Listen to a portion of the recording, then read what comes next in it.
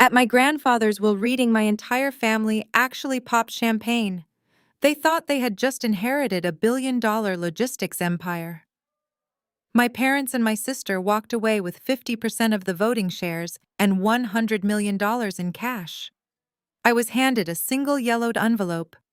My sister laughed and told me it was probably an application for food stamps. But when I locked myself in the bathroom and dialed the only phone number written inside that envelope, a cold voice answered. I have been waiting for your call, Heir. My name is Stella and I am 33 years old. I work as a financial auditor in Seattle. For my entire life, my family treated me like a disappointment because I chose a regular salary over playing court jester in their corporate circus. Before I continue this story, let me know where you are watching from in the comments below. Hit like and subscribe if you have ever been the black sheep of your family, only to prove them all wrong. The reading took place in a sprawling mahogany-paneled boardroom of a top-tier downtown law firm. The air inside the room was thick with the smell of expensive cologne and barely suppressed greed. Theodore Harrison was a self-made logistics billionaire, a ruthless corporate titan who had built his massive empire from a single cargo truck. He was also the only person in my family who ever saw me for who I really was. As the estate executor finished reading the primary asset distribution, the room erupted into hushed, ecstatic gasps. My parents, Richard and Patricia, inherited 50% of the voting shares in Harrison Logistics and a staggering $100 million in liquid cash. My younger sister, Natalie, received the family Hamptons estate and a $20 million trust fund. Then the executor turned to me. I was the designated black sheep of the Harrison family. I was handed a single yellowed envelope. No stocks, no real estate, no cash. Natalie scoffed, leaning back in her plush leather chair. At 28, she had perfected the art of looking perpetually bored and incredibly expensive. She adjusted her diamond bracelet and smirked. Must be the phone number for some homeless shelter for you to move into, she laughed loudly. Her husband, Jamal, chuckled along with her. Jamal was a 32-year-old African-American venture capitalist, or at least that was the impressive title he slapped on all his online profiles. In reality, his ventures consisted entirely of burning through my sister's allowances on crypto scams and phantom tech startups. He liked to play the sophisticated intellect, wearing bespoke Italian suits and treating me like I was part of the hired help. Jamal reached into his tailored jacket, pulled out a crisp $100 bill, and flicked it across the massive conference table. It fluttered through the air and landed right on top of my yellow envelope. Take a rideshare home. Stella? Jamal said, his voice dripping with fake pity. Your beat-up car is ruining the aesthetic of the millionaire's parking lot downstairs. My mother, Patricia, did not even reprimand him for the insult. She just smoothed her designer skirt and cast a cold glance my way. Your grandfather finally woke up and realized you were a lost cause, she sneered. 33, unmarried, auditing other people's money because you were too arrogant to work for the family business.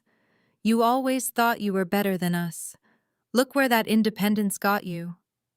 My father, Richard, nodded in agreement, looking like a man who had spent his entire life waiting for a crown he did not earn. It is a relief, really, he added. Now we do not have to pretend you are part of the new Harrison legacy. We can finally cut the dead weight and focus on taking this company to the next level. I did not cry. I did not yell. I simply picked up the envelope, ignored the $100 bill, and stood up from the table.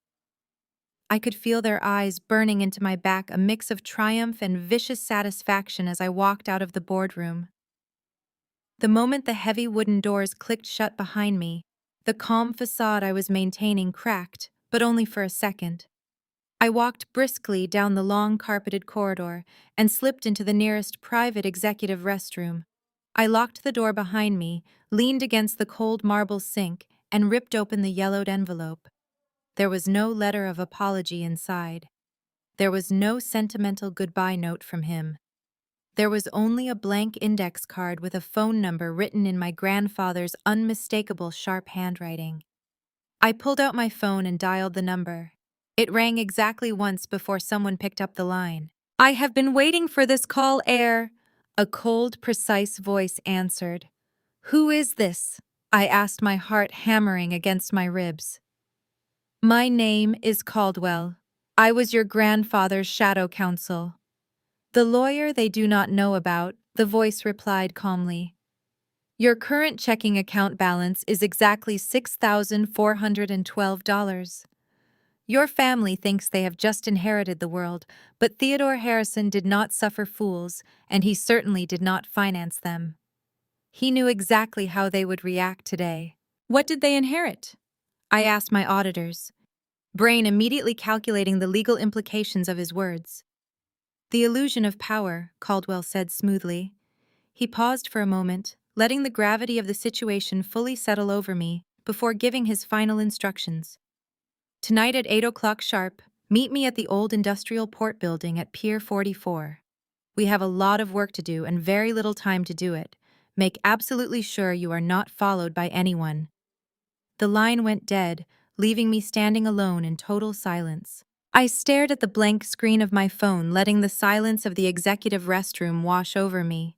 The illusion of power, the phrase repeated in my head. As an auditor, my career was built on dismantling illusions. I spent my days tearing apart forged ledgers, exposing hidden debts, and proving numbers never lied. $100 million and a 50% voting stake constituted a massive reality, not a mirage. Yet Theodore Harrison played corporate chess while everyone else played checkers. He never rewarded incompetence. I turned on the brass faucet, splashing cold water on my wrists. Whatever game my grandfather had set up, I was now the primary player. I smoothed the lapels of my dark suit, lifted my chin, and unlocked the heavy door. I was no longer the discarded black sheep. I was an auditor on the verge of uncovering the biggest discrepancy of my life. As I rounded the corner toward the main reception area, the sheer volume of my family's arrogance hit me. Natalie and Jamal were standing near the windows posing for selfies. Natalie was holding up her distribution documents like a championship trophy, making sure the embossed seal was perfectly visible for her social media followers. She threw her head back, laughing at something Jamal said. Jamal had one arm wrapped possessively around her waist while scrolling through his phone, probably already looking up private jets to squander her newly acquired trust fund on. I tried to walk past them quietly, heading straight for the elevators, but my father spotted me. Richard Harrison handed his coat to a nervous-looking legal assistant and swaggered directly into my path. He looked like a man who had spent his entire adult life desperately waiting for a crown he had never earned. Now he was practically vibrating with unearned authority. "Stella," he said, his voice booming across the quiet lobby to ensure everyone around us heard him. "Since we are restructuring our assets and stepping into our new roles, there is a matter of housekeeping we need to address immediately." "Housekeeping?" I asked, keeping my tone completely neutral. My father smiled, a cruel, predatory expression that did not reach his eyes. "I just instructed my personal wealth manager to buy out the residential complex where you currently rent your apartment," he announced proudly. "I do not want a low-level auditor dragging down the prestige of our family real estate portfolio. You have 24 hours to vacate the premises." He had not just kicked me out. He had actively gone out of his way to purchase a building in downtown Seattle solely for the purpose of evicting his own daughter. The sheer vindictiveness of the act was staggering, but I refused to give him the satisfaction of seeing me flinch. "You bought an entire apartment building just to terminate my lease?" I asked, my voice steady. Jamal strolled up behind my father, slipping his phone into his jacket pocket. "It is called gentrification, Stella," Jamal said, adjusting his cuffs with a condescending smirk. "We are upgrading the tenant profile. You simply do not fit the new tax bracket anymore. But do not worry, you can use that $100 bill I gave you upstairs to rent a moving truck. You better pack fast." My mother, Patricia, joined them, linking her arm through my father's. She looked me up and down with absolute disdain. "We cannot have the media finding out the new CEO has a daughter living like a commoner," she added sharply. "We are protecting the brand." 24 hours, Stella. If your belongings are not out by noon tomorrow, your father will toss them onto the sidewalk. I looked at the four of them standing there like a pack of wolves. They were drunk on new money, intoxicated by a wealth they had not worked a single day to build. They thought they held all the cards. They thought they had broken me. Understood, I said quietly. I did not argue. I did not beg for extra time. I simply turned on my heel and pressed the button for the elevator. By the time I reached the ground floor, the sky had darkened and a heavy Seattle rain had started to pour. I stepped out of the glass lobby and onto the slick pavement, pulling my collar up against the chill. I did not walk toward the parking garage. I stood at the edge of the curb, letting the cold rain wash over me. Exactly 2 minutes later, a sleek black armored sedan glided silently through the storm and came to a halt right in front of me. The door swung open smoothly. Sitting inside the luxurious cabin was a man in his early 60s wearing an immaculate three-piece suit. He possessed an aura of absolute authority, looking like a vault that held dangerous corporate secrets. Miss Harrison? Mr. Caldwell said, his voice the same crisp tone I heard on the phone. He gestured toward the empty leather seat beside him. Please get in. It is time you received your actual inheritance. I slid into the plush interior of the sedan, and the heavy door pulled shut, sealing us away from the storm. The car accelerated smoothly, merging into the city traffic. I looked at the man sitting next to me. You told me to meet you at 8 tonight, I noted, keeping my gaze fixed on him. I did, Caldwell replied, pulling a silver tablet from his briefcase. But I also watched your father purchase your apartment building via a rapid wire transfer 10 minutes ago. Theodore anticipated they would try to sever your resources immediately to assert dominance. He authorized me to intervene the moment they initiated hostile actions against you personally. So what happens now, I asked. Caldwell smiled, a thin curve of his lips. We go to the port. Your grandfather left them a loaded gun, but he gave you the detonator to control the explosion. The armored sedan maneuvered through the rain-slicked streets of downtown Seattle, leaving the towering glass skyscrapers behind. I stared at the partition separating us from the driver, my mind processing Caldwell's final sentence. A detonator. My grandfather had always communicated in the language of leverage and risk assessment. He built a logistics empire by understanding exactly what people wanted and exactly how to withhold it until the terms favored him. Now he was applying that same brutal corporate philosophy to his own flesh and blood. Before we reach the port, we need to handle a logistical vulnerability, I stated, breaking the silence. I pulled my cell phone from my pocket. My father gave me 24 hours to vacate my apartment, but Richard Harrison has never respected a deadline in his life. He thrives on the spectacle of humiliation. He will likely send a crew to drag my belongings onto the sidewalk before midnight just to ensure my neighbors witness my eviction. I refused to give him the satisfaction of a public spectacle. I opened a browser and quickly searched for an elite emergency relocation service. I found a company specializing in rapid corporate transfers and initiated a call. A representative answered immediately. I need a full pack and sweep of a one-bedroom apartment, I told the agent, keeping my voice clipped and professional. I need your crew at the location within the hour. Pack everything, box it, and transport it to a climate-controlled storage facility under a corporate alias. I am paying triple your standard rate for absolute discretion and speed. I want the unit completely empty before the property managers even realize a truck has arrived. I provided my credit card information, the same account my family had just mocked to secure the transaction. When I ended the call, I found Caldwell watching me with a look of quiet approval. He adjusted his pristine cuffs. Your grandfather always admired your clinical detachment, Stella. Natalie would have thrown a tantrum. Jamal would have posted a long rant on social media. You simply neutralized the threat, identified the required capital, and executed a countermeasure. That is exactly why you are sitting in this car, and they are not. The city lights blurred past the tinted windows in the heavy rain. I leaned back against the leather seat, allowing myself a brief moment to absorb the surreal nature of the afternoon. Less than an hour ago, I was a mid-level financial auditor, bracing for the emotional fallout of a family betrayal. Now I was sitting in a bulletproof vehicle, orchestrating a rapid extraction from my own life, and preparing to receive a hidden legacy. "Who exactly are you, Mr. Caldwell?" I asked, turning to face him. "You claim to be his shadow counsel, but Theodore Harrison retained the most aggressive corporate law firm on the West Coast. The partners at that firm just handed my family $100 million and 50% voting rights in Harrison Logistics. They seemed absolutely convinced that they had executed my grandfather's final wishes to the letter. How could a billionaire hide an entirely separate legal entity from his primary legal team?" Caldwell took a silver flask from a hidden compartment in the door and poured a small measure of amber liquid into a crystal tumbler. He offered it to me, but I shook my head. He took a slow sip before answering.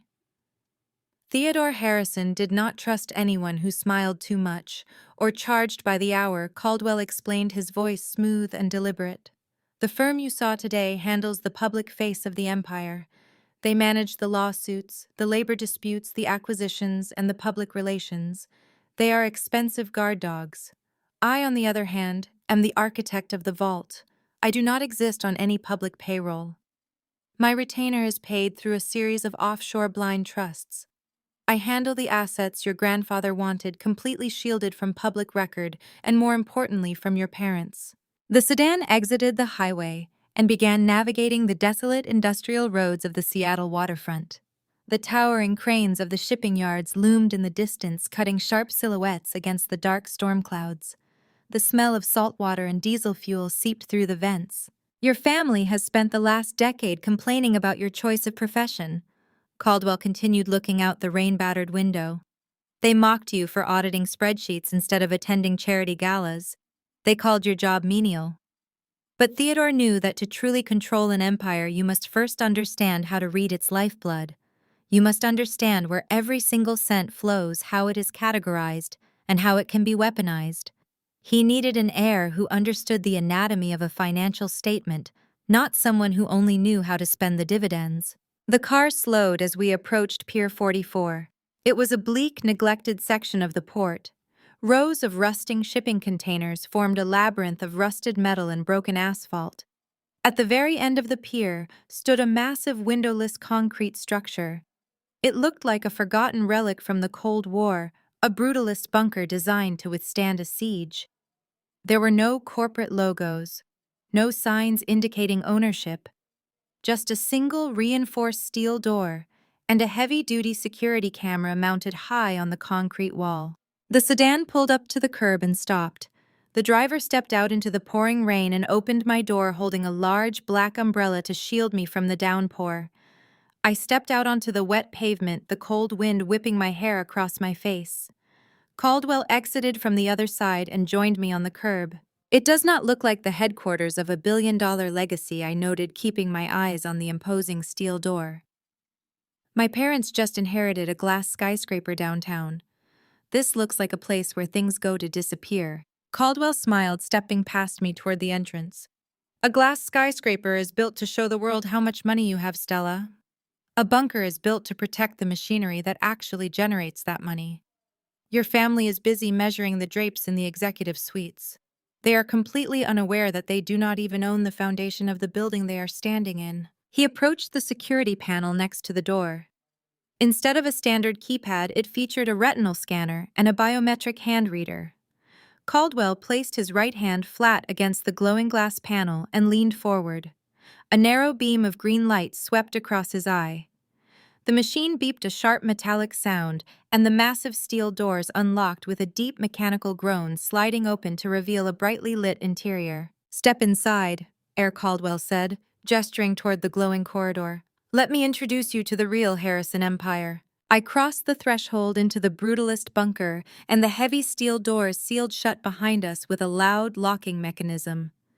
The interior was a stark contrast to the decaying concrete shell outside.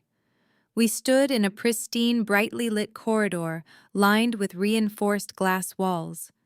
Beyond, the glass rows of humming server racks stretched out like a high-tech fortress. It was a data center operating completely off the grid. Caldwell led me down the hall, his leather shoes clicking sharply against the polished epoxy floor. We entered a spacious command center at the end of the corridor. There were no decorative paintings or plush leather sofas here. Instead, massive digital displays covered the walls, projecting live feeds of global shipping routes, supply chain metrics, and dense financial charts. In the center of the room sat a sleek metal conference table covered in thick legal binders. "Take a seat," Stella Caldwell instructed, walking over to a secure terminal and typing in a rapid command. I sat down at the table, my eyes darting across the screens. As an auditor, I immediately recognized the data structures. These were the internal operating metrics for Harrison Logistics. I was looking at the raw, unfiltered lifeblood of my grandfather's empire. Caldwell pressed a final button, and the largest screen on the wall shifted. A complex, sprawling corporate organization chart appeared. At the bottom was Harrison Logistics, the company my parents and sister had just inherited. But above it, connected by a series of solid red lines, was a separate entity I had never seen before. It was simply labeled Harrison Holdings Management. "Your family inherited 50% of Harrison Logistics," Caldwell said, taking a seat across from me. "They inherited the physical trucks, the warehouse employees, the payroll obligations, and the massive public liabilities. What they do not know is that 3 years ago, your grandfather executed a ruthless corporate restructuring maneuver. He performed an intellectual property spin-off." I stared at the chart, my eyes tracing the red lines connecting the two entities. My breath caught in my throat as the financial reality of the diagram clicked into place. He stripped the operating company. Precisely, Caldwell smiled, a razor-thin curve of his lips, revealing his predatory legal mind. He created this master holding company in total secrecy. This holding company owns 100% of the proprietary routing algorithms, the logistics software patents, the commercial real estate leases for every single warehouse, and the licensing rights to the Harrison brand name itself. "Harrison Logistics is just an operating shell," I whispered, the realization hitting me like a physical blow. "They do not own the technology, they do not own the land, they do not even own the name printed on the side of their trucks. They are just renting it all." "They are renting it from you," Stella Caldwell said. He reached across the table and slid a thick, leather-bound portfolio toward me. "You are the sole heir and the 100% shareholder of the master holding company. Harrison Logistics pays your holding company a massive licensing fee every single quarter just to keep their lights on. If the holding company revokes those licenses, Harrison Logistics ceases to exist within 48 hours. Their trucks stop running, their software crashes, their warehouses lock them out." I opened the portfolio. The legal language was bulletproof. My grandfather had handed them a loaded gun, and he had given me the detonator. The sheer genius of the trap left me momentarily speechless. "Why did he not just leave the operating company to me as well?" I asked, looking up from the documents. "Why go through this elaborate charade to give them half the company and a mountain of cash?" "Because he knew they would try to destroy you for it," Caldwell replied, his tone dead serious. "He wanted to see exactly what they would do with absolute power.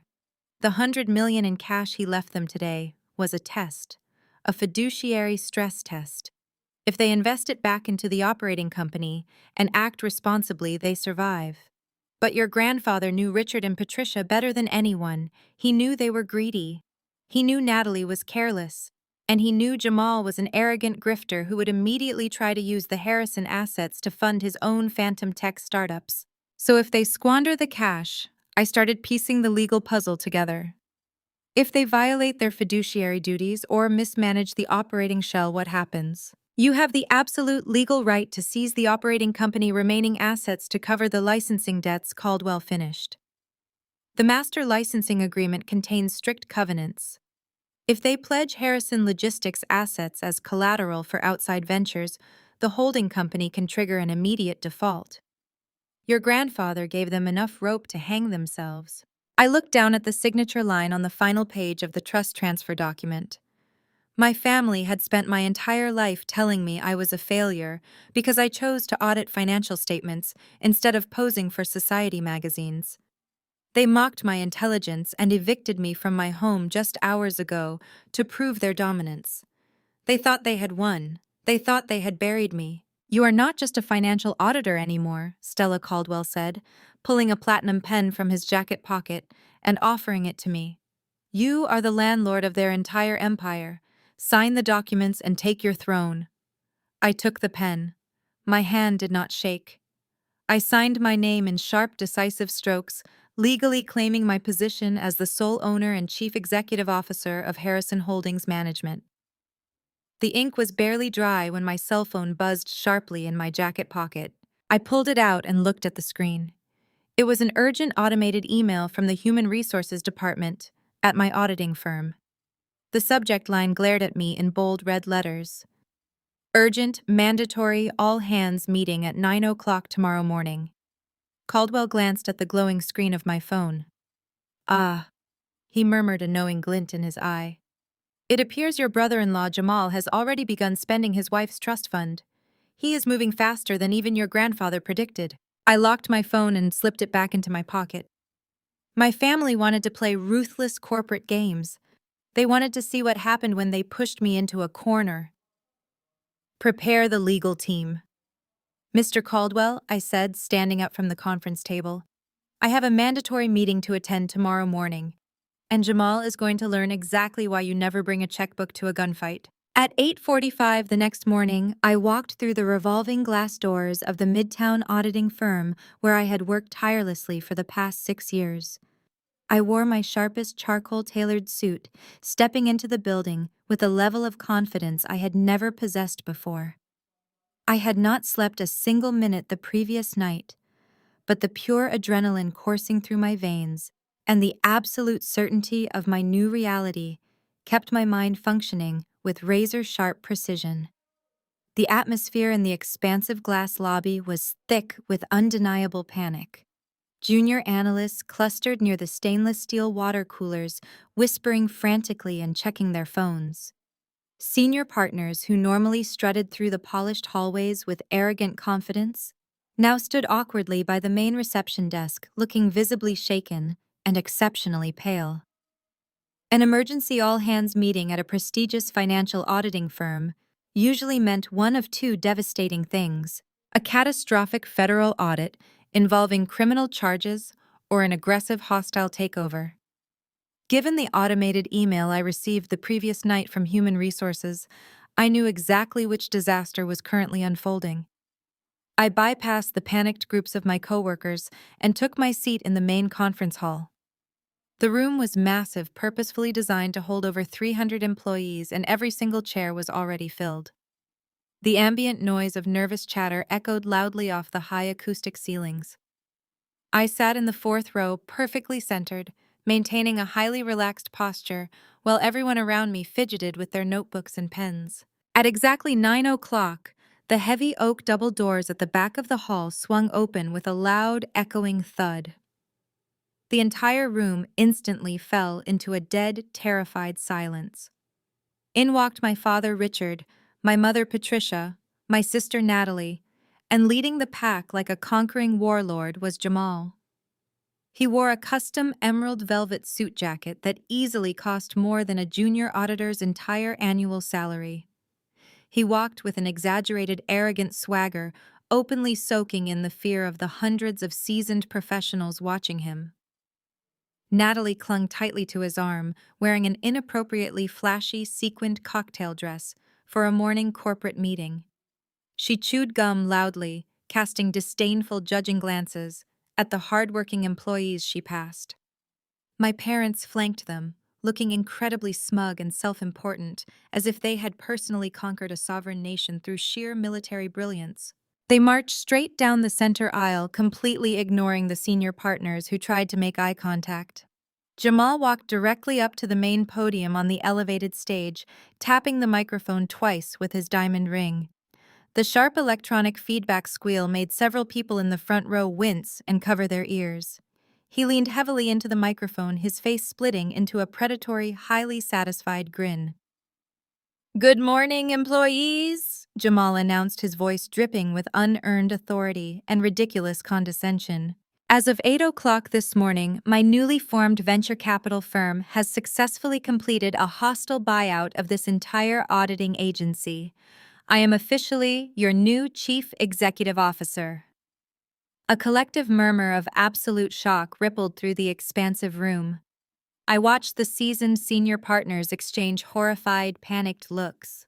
Jamal had literally used my sister's inherited trust fund to buy the very firm I worked for, solely to flex his newfound financial power over me. It was a staggering display of petty vindictiveness that bordered on pathological obsession. We are entering a bold new era of aggressive corporate synergy. Jamal continued wildly throwing around business buzzwords he clearly did not understand. The old, outdated ways of doing business here are dead. We are aggressively trimming the fat. We are completely restructuring the corporate hierarchy and permanently removing those who lack the social capital and visionary mindset required for the new Harrison legacy. He gripped the wooden edges of the podium, leaning forward aggressively. "As your new CEO, my very first order of business is to clean house.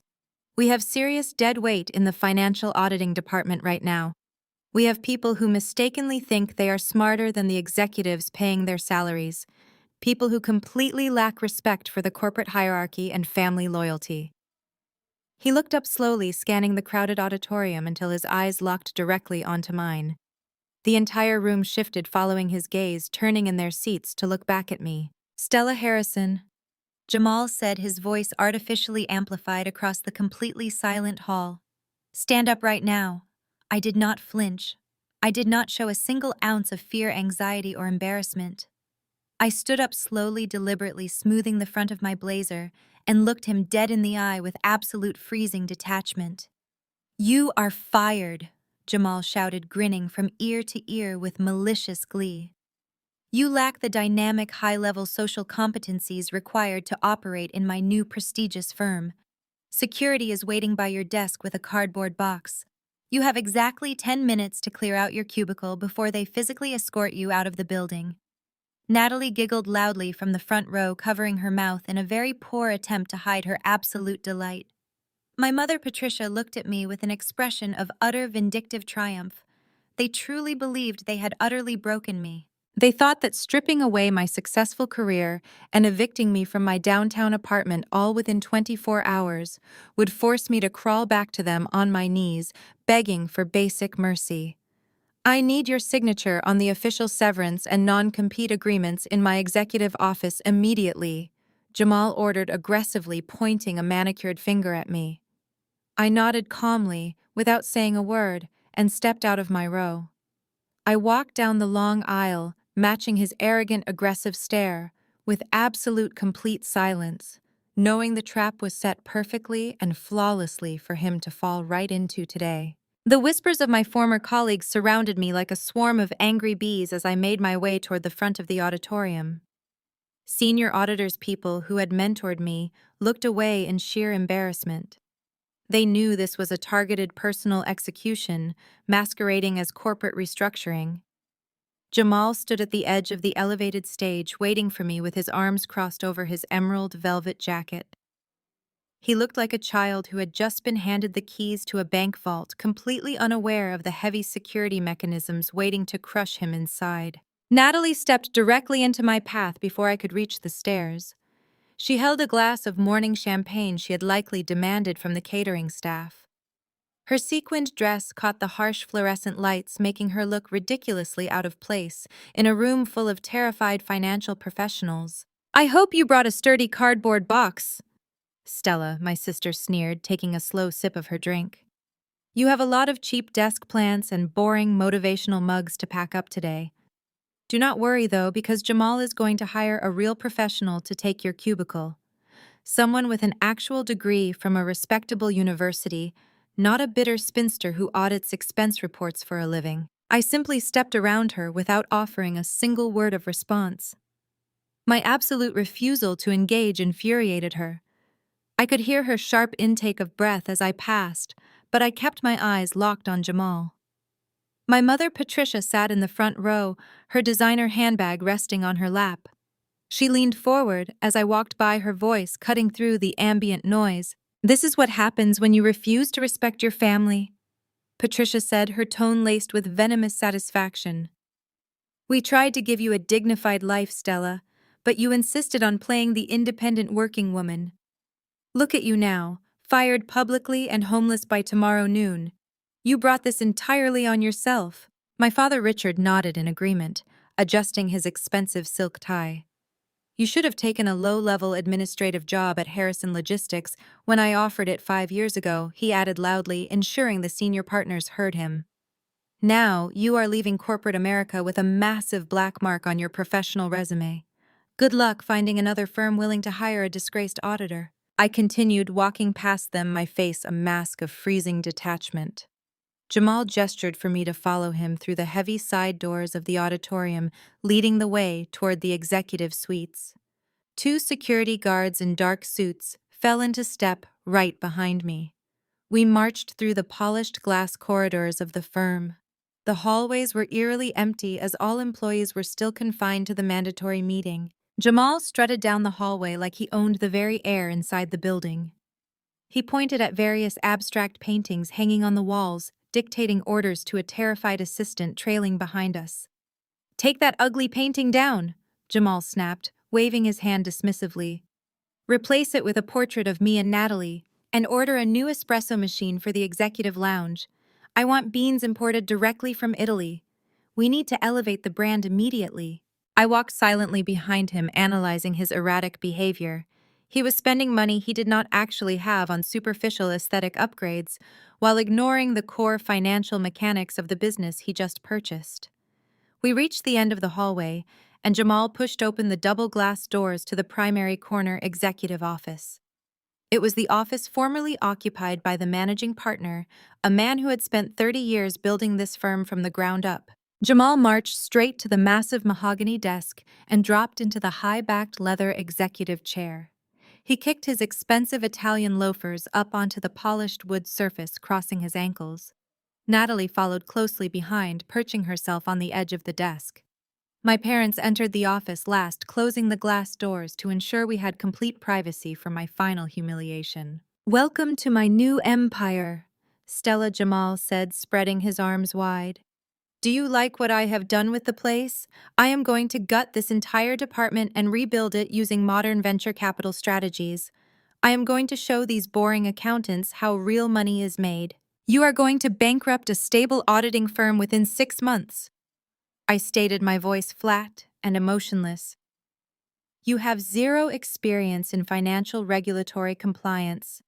Buying this firm was not a visionary business move. It was a petty temper tantrum financed by my grandfather's money." Jamal slammed his feet down off the desk, his arrogant smile vanishing instantly. His face flushed with sudden intense anger. He hated being reminded of his own glaring incompetence, especially in front of my sister and my parents.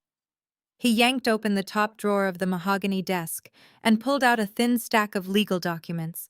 He slammed them down onto the polished wood surface, pushing them aggressively toward the edge of the desk. "You do not get to lecture me about business anymore," Jamal spat, his voice rising in volume.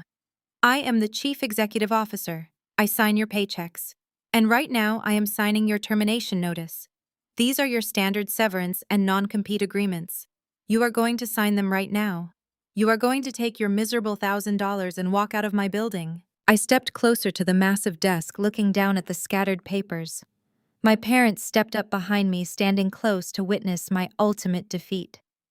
My mother crossed her arms, waiting for me to break down crying. They desperately wanted me to ask for my job back, to apologize for my independence. Instead, I remained perfectly still. I let the tense silence stretch out, forcing Jamal to sit uncomfortably under my freezing analytical stare. He shifted in his seat, his false confidence cracking slightly. They assumed that this targeted firing was the final nail in the coffin of my professional life.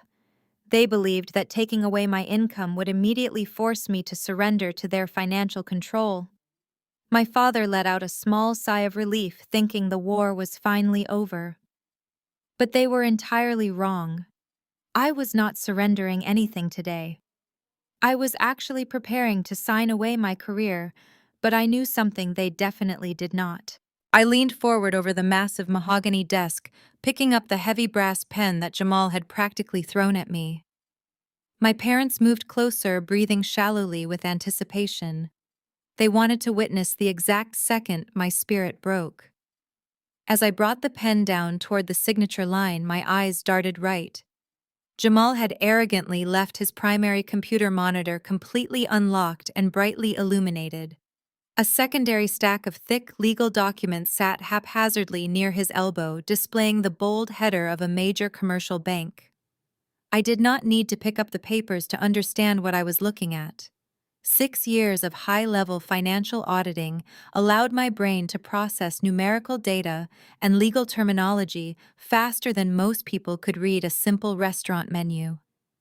My eyes scanned the glowing screen capturing the digital summary of the hostile buyout financing. Jamal had not just used the liquid cash from my sister's trust fund to purchase this auditing firm. The trust fund alone was not nearly enough to cover the massive acquisition cost of a top-tier midtown agency. He needed institutional leverage. The screen displayed a massive commercial loan agreement with a staggering 9-figure principal balance. I traced the text down to the collateralization clause. My blood ran cold for a fraction of a second before a massive surge of pure predatory adrenaline flooded my veins. To properly secure the enormous loan, Jamal had pledged the physical assets and operating revenue of Harrison Logistics as collateral. He had legally bound the logistics company to the debt of his new venture capital firm. It was a textbook cross-collateralization strategy used by aggressive corporate raiders, but it was also a catastrophic, unmitigated disaster. Jamal fundamentally misunderstood what he actually inherited yesterday. He believed Harrison Logistics owned its warehouses, its proprietary routing software, and its vast fleet of transport vehicles. He thought he possessed the authority to leverage those assets for outside business ventures. He did not know, because he had never bothered to read the foundational corporate bylaws, that Harrison Logistics did not own a single piece of that infrastructure. The operating company leased everything directly from Harrison Holdings Management. They leased the software, they leased the land, they leased the very branding painted on the side of the trucks. And I was the sole owner and chief executive officer of that master holding company. By pledging leased intellectual property and rented physical assets to a third-party commercial bank, Jamal had committed a severe fraudulent act. More importantly, he had directly violated the ironclad covenants of the master licensing agreement established by my grandfather.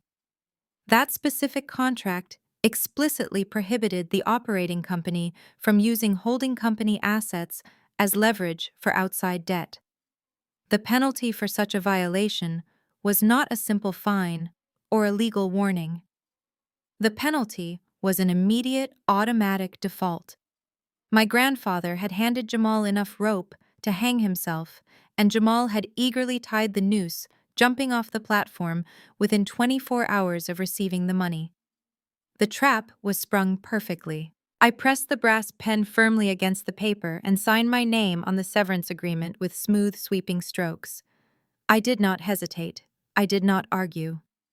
I slid the signed document back across the polished wood surface toward Jamal. He snatched it up immediately, a massive grin spreading across his face. "Look at that," Jamal sneered, holding the paper up for my parents to see. "The great independent auditor finally knows her place. You take your miserable $1,000 and you get out of my building, Stella. Maybe you can find a job balancing the cash register at a local diner." Natalie laughed, clapping her hands together. "Do not spend the whole 1,000 in one place," Stella, my sister, mocked. "I hear the homeless shelters charge a premium for the good cots." My mother.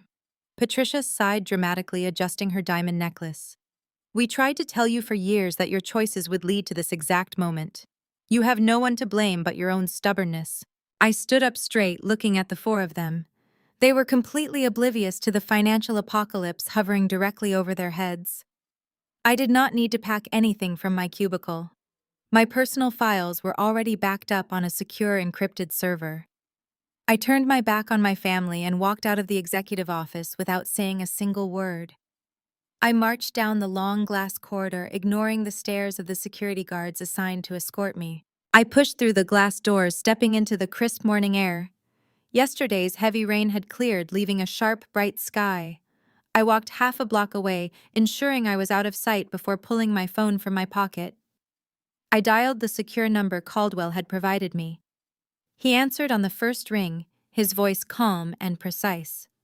Ms. Harrison Caldwell said, "I assume the morning meeting was as unpleasant as we anticipated."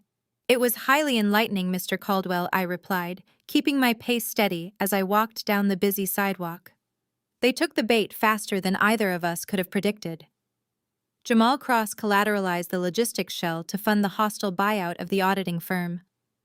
I saw the loan agreements on his monitor. He pledged our intellectual property and physical assets to a third-party commercial bank. I could hear the subtle satisfaction in Caldwell's voice over the secure connection. A fatal breach of the master licensing agreement. He committed securities fraud and triggered the default clause simultaneously. Should I prepare the asset freeze?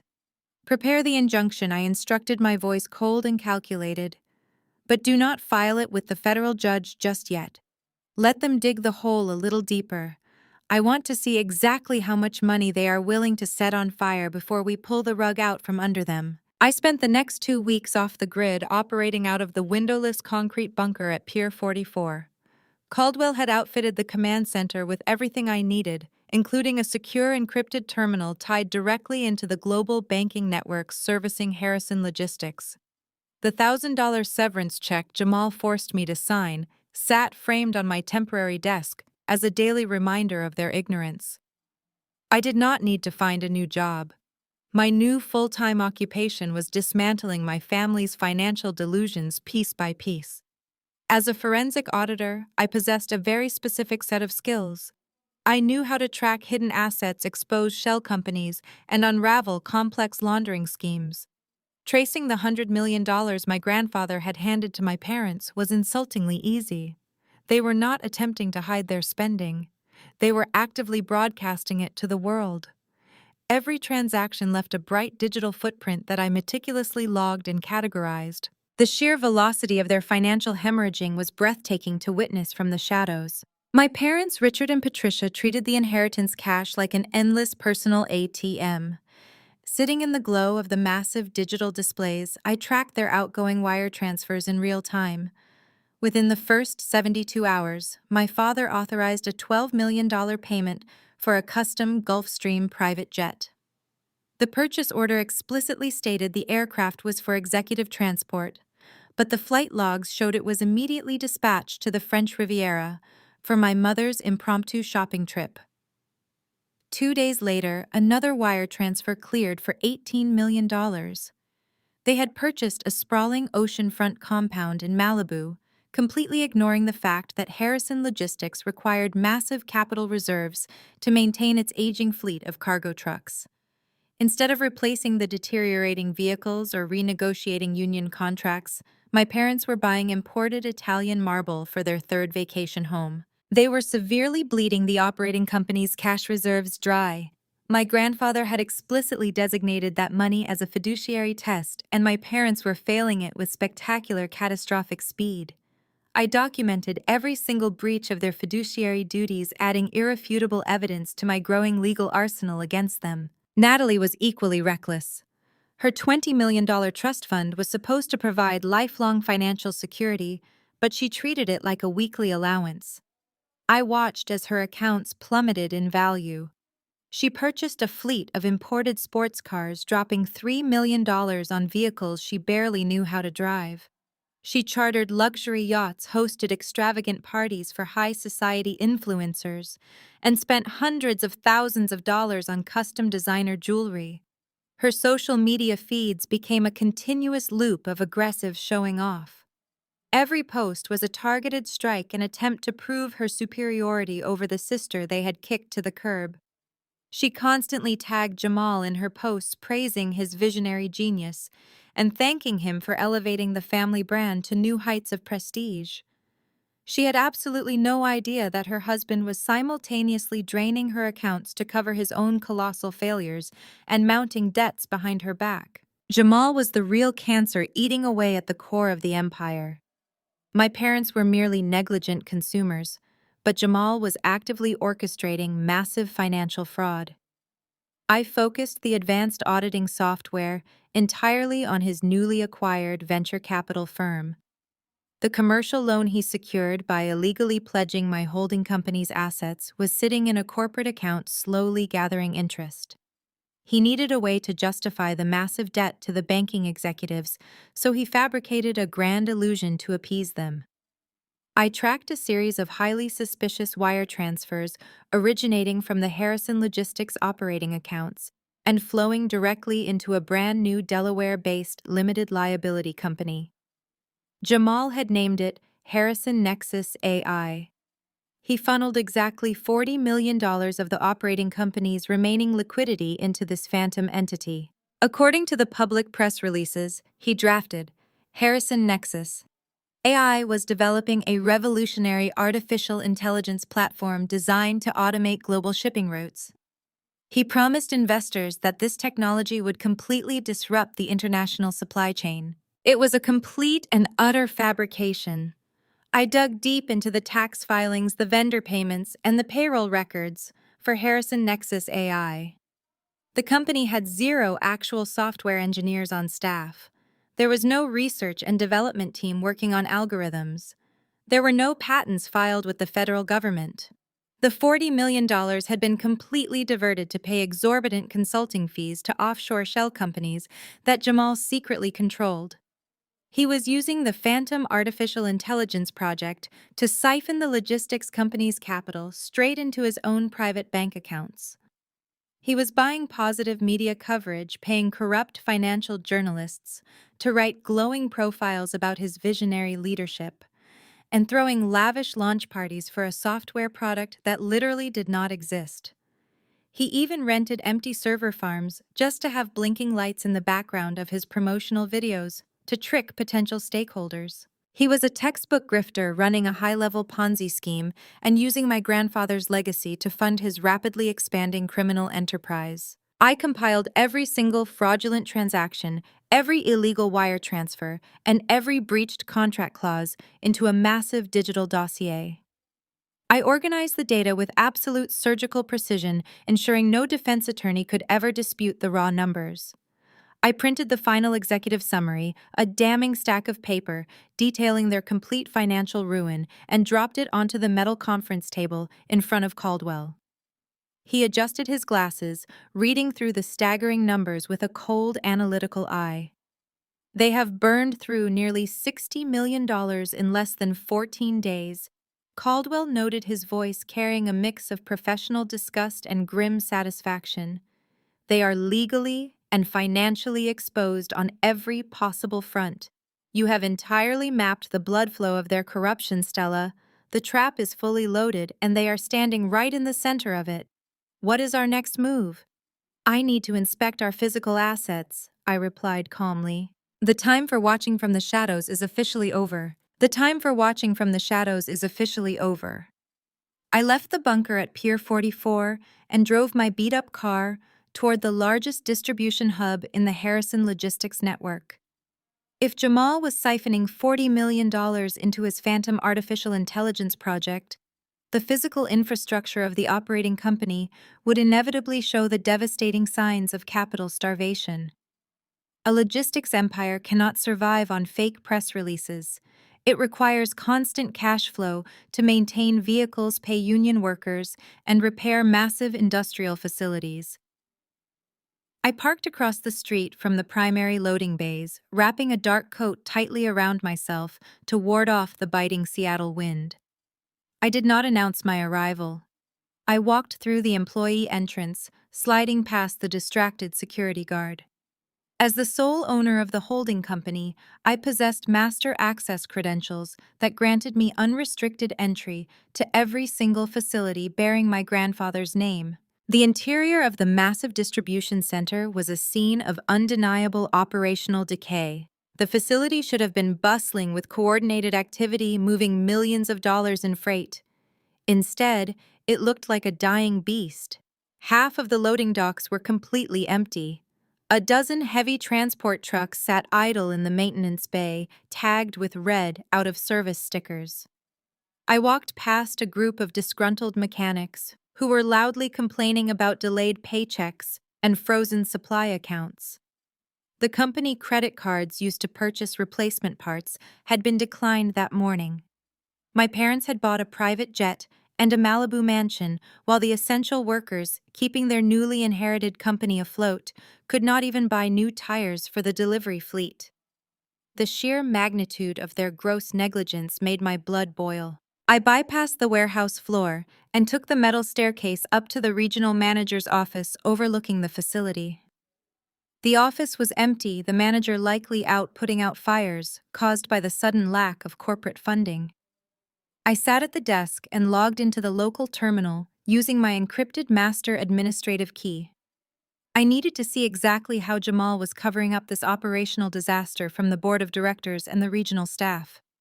It took me less than 5 minutes to bypass his sloppy security protocols and access the internal corporate communications. Jamal had sent a company-wide memo claiming the grounded trucks and delayed vendor payments were part of a strategic transition period. He promised the staff that the highly anticipated Harrison Nexus AI platform would deploy within 48 hours, instantly solving all routing inefficiencies and maximizing profit margins. He was doubling down on the lie to buy himself more time. But the most alarming discovery was an internal schedule I found hidden in his executive calendar. Jamal was not just lying to the employees, he was actively preparing to lie to the federal regulators and institutional investors. According to the calendar, he had scheduled a massive high-profile media showcase later this afternoon at a different warehouse across town. He invited tech journalists, venture capitalists, and banking executives to witness a live demonstration of the Harrison Nexus AI routing technology. He intended to use this fabricated demonstration to secure another round of high-risk commercial loans to cover the money he had already stolen. I logged out of the terminal, leaving no digital trace of my presence, and hurried back to my car. I drove straight to the secondary facility located in the trendy industrial district. When I arrived, the transformation was jarring. Unlike the decaying warehouse I just left, this facility had been scrubbed clean and heavily decorated to look like a cutting-edge Silicon Valley startup. Bright blue neon lights illuminated the exterior. Expensive catering tents lined the parking lot. A massive stage had been erected inside the main hangar, complete with enormous digital screens displaying the fake Harrison Nexus AI logo. I slipped through a side service door, blending in with the chaotic rush of catering staff and event organizers. I found a vantage point on the elevated steel catwalk above the main floor, hiding in the shadows to observe the spectacle. The doors opened and a flood of wealthy investors and eager journalists poured into the room. A few moments later, Jamal took the stage. He wore a crisp black turtleneck and a tailored blazer, desperately trying to mimic the iconic look of legendary tech founders.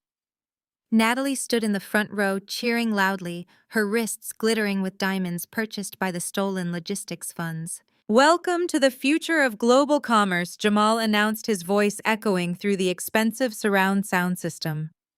"Today, we are proud to unveil our proprietary artificial intelligence routing matrix. This technology will instantly optimize every single transport vehicle in our fleet, saving hundreds of millions in operational costs." He pointed dramatically to a row of sleek, flashing server racks positioned on the stage behind him. The screens lit up with complex scrolling code and dynamic global maps. The investors in the crowd murmured with visible excitement, snapping photos and taking furious notes. I stood on the catwalk looking down at the server racks. My trained auditor eyes immediately recognized the glaring discrepancy. The servers lacked external cooling units. They lacked the heavy-duty power conduits required to process massive amounts of live logistical data. They were nothing more than empty metal shells stuffed with cheap LED light strips purchased from a local hardware store. The complex scrolling code on the screens was merely a pre-recorded video loop running on a standard media player. The entire showcase was an incredibly expensive theatrical prop designed to defraud all these investors. He was committing wire fraud, securities fraud, and severe misrepresentation in front of a live audience. I recorded a high-resolution video capturing the unconnected cables hidden behind the curtain. My family actually thought they were invincible, building an empire of cards on a foundation of stolen money and arrogant lies. The investors were leaning in now, clearly captivated by the supposed efficiency metrics dancing across the primary screen. Jamal was riding a wave of manufactured momentum, his confidence bordering on manic. He began describing proprietary machine learning architectures that did not exist in any codebase. I watched from my perch on the catwalk with a cold, clinical fascination. He was not just lying. He was selling a ghost story to people who were blinded by the prospect of a 30% reduction in supply chain overhead. A man in a sharp charcoal suit standing near the front row raised a hand.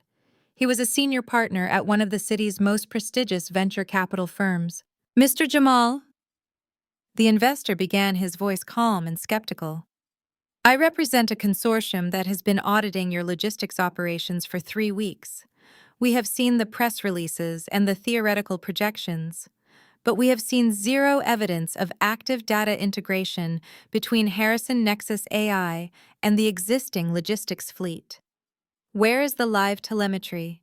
Why are the trucks at the primary hub still using legacy manual routing dispatch?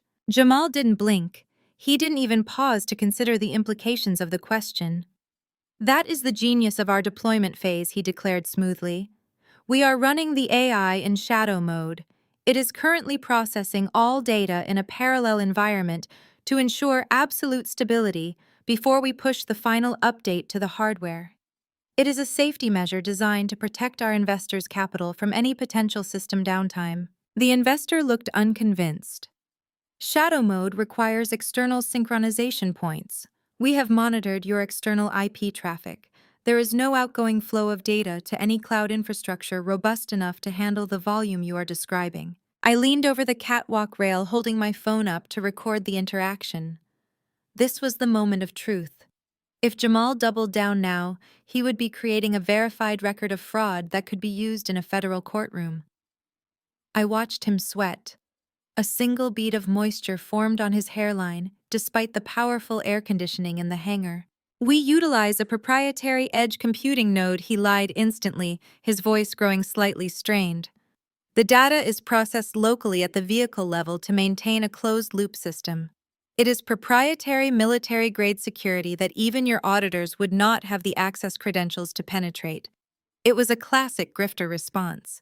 Use complex technical jargon to obfuscate the lack of substance and imply that the skeptics were simply not smart enough to understand the complexity. The mood in the room shifted. A few people started glancing at each other with furrowed brows. My mother, Patricia, looked around the room, her smile beginning to look increasingly strained and desperate. Natalie was still oblivious, filming the event on her phone, clearly waiting for the standing ovation that would cement her status as a tech visionary. I saw Dr. Gregory, the dean of the medical school, standing near the back of the room. He had been one of the primary targets for Jamal to secure secondary funding. He looked disturbed. He was a man of science, a man who valued empirical proof over flashy presentations, and he was beginning to recognize the smell of deception. I took out my laptop and tapped into the event sound system. It was linked to the central hub for the hangar. I had overridden the master controls earlier that morning during my brief reconnaissance of the building. With a few keystrokes, I isolated the main audio feed. I had the pre-recorded loop of the fake AI code already saved on my drive. I needed everyone to see the truth. I adjusted the volume levels, ensuring the audio output would override the microphones on stage. I waited for the exact moment when Jamal began to describe the projected growth for the next quarter. I hit enter. Instead of the smooth corporate jazz that had been playing throughout the reception, the hangar was filled with the harsh grinding sound of a dial-up modem connection, followed by a loud, mocking error message that played on a loop through the massive concert speakers. The giant digital screens on stage flickered, went black, and then displayed a single text file. It was the source code for the AI project, or rather it was the lack thereof. It was a 5-page document filled with nothing but nonsensical placeholder text and links to a defunct cat video website. The audience froze. Jamal stopped speaking mid-sentence, his mouth hanging open like a landed fish. Natalie dropped her phone. My mother stood rooted to the spot, her hands pressed against her cheeks. The man in the charcoal suit, who had questioned the telemetry, began to laugh. It was a dry, harsh sound that cut through the silence of the hangar. "You call this a proprietary routing matrix?" he asked, walking up to the stage. "This is a 5-page template from a free website builder." Jamal lunged for the microphone to cut the audio, but I had already looped the sound file so it would continue to play regardless of his attempts. I didn't want to hide anymore. I stood up on the catwalk and let my shadow fall across the stage. I didn't say a word.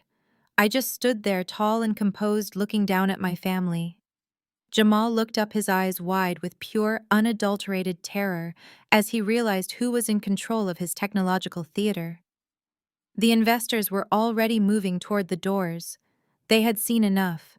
The fraud was not just alleged, it was now publicly humiliated in front of the entire city business community. This was the moment I had built for the moment. The illusion was not just torn down, but burned to the ground. I turned my back on the catastrophic scene unfolding below the catwalk and walked toward the emergency exit stairs. The hangar was a landscape of pure panic. Jamal was desperately shouting into a dead microphone, waving his arms at the fleeing investors, while my mother covered her face in absolute humiliation.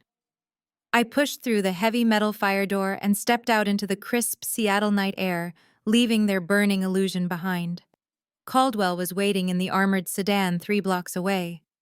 Exposing the fraudulent artificial intelligence project was a spectacular tactical strike, but it only stripped the fresh paint off their rotting house. I needed to personally inspect the physical foundation of the empire. 3 days later, I was out executing field reconnaissance on foot. As the legitimate chief executive officer of the master holding company, I needed to verify the physical condition of the flagship commercial real estate properties my family was supposedly managing. I deliberately chose to blend in. I wore a simple black trench coat, faded denim jeans, and comfortable flat boots. I carried no designer bags and wore absolutely no jewelry. Armed with only a plain clipboard and a digital laser measure, I spent the entire morning inspecting a prime retail complex situated right in the heart of the high-end downtown shopping district.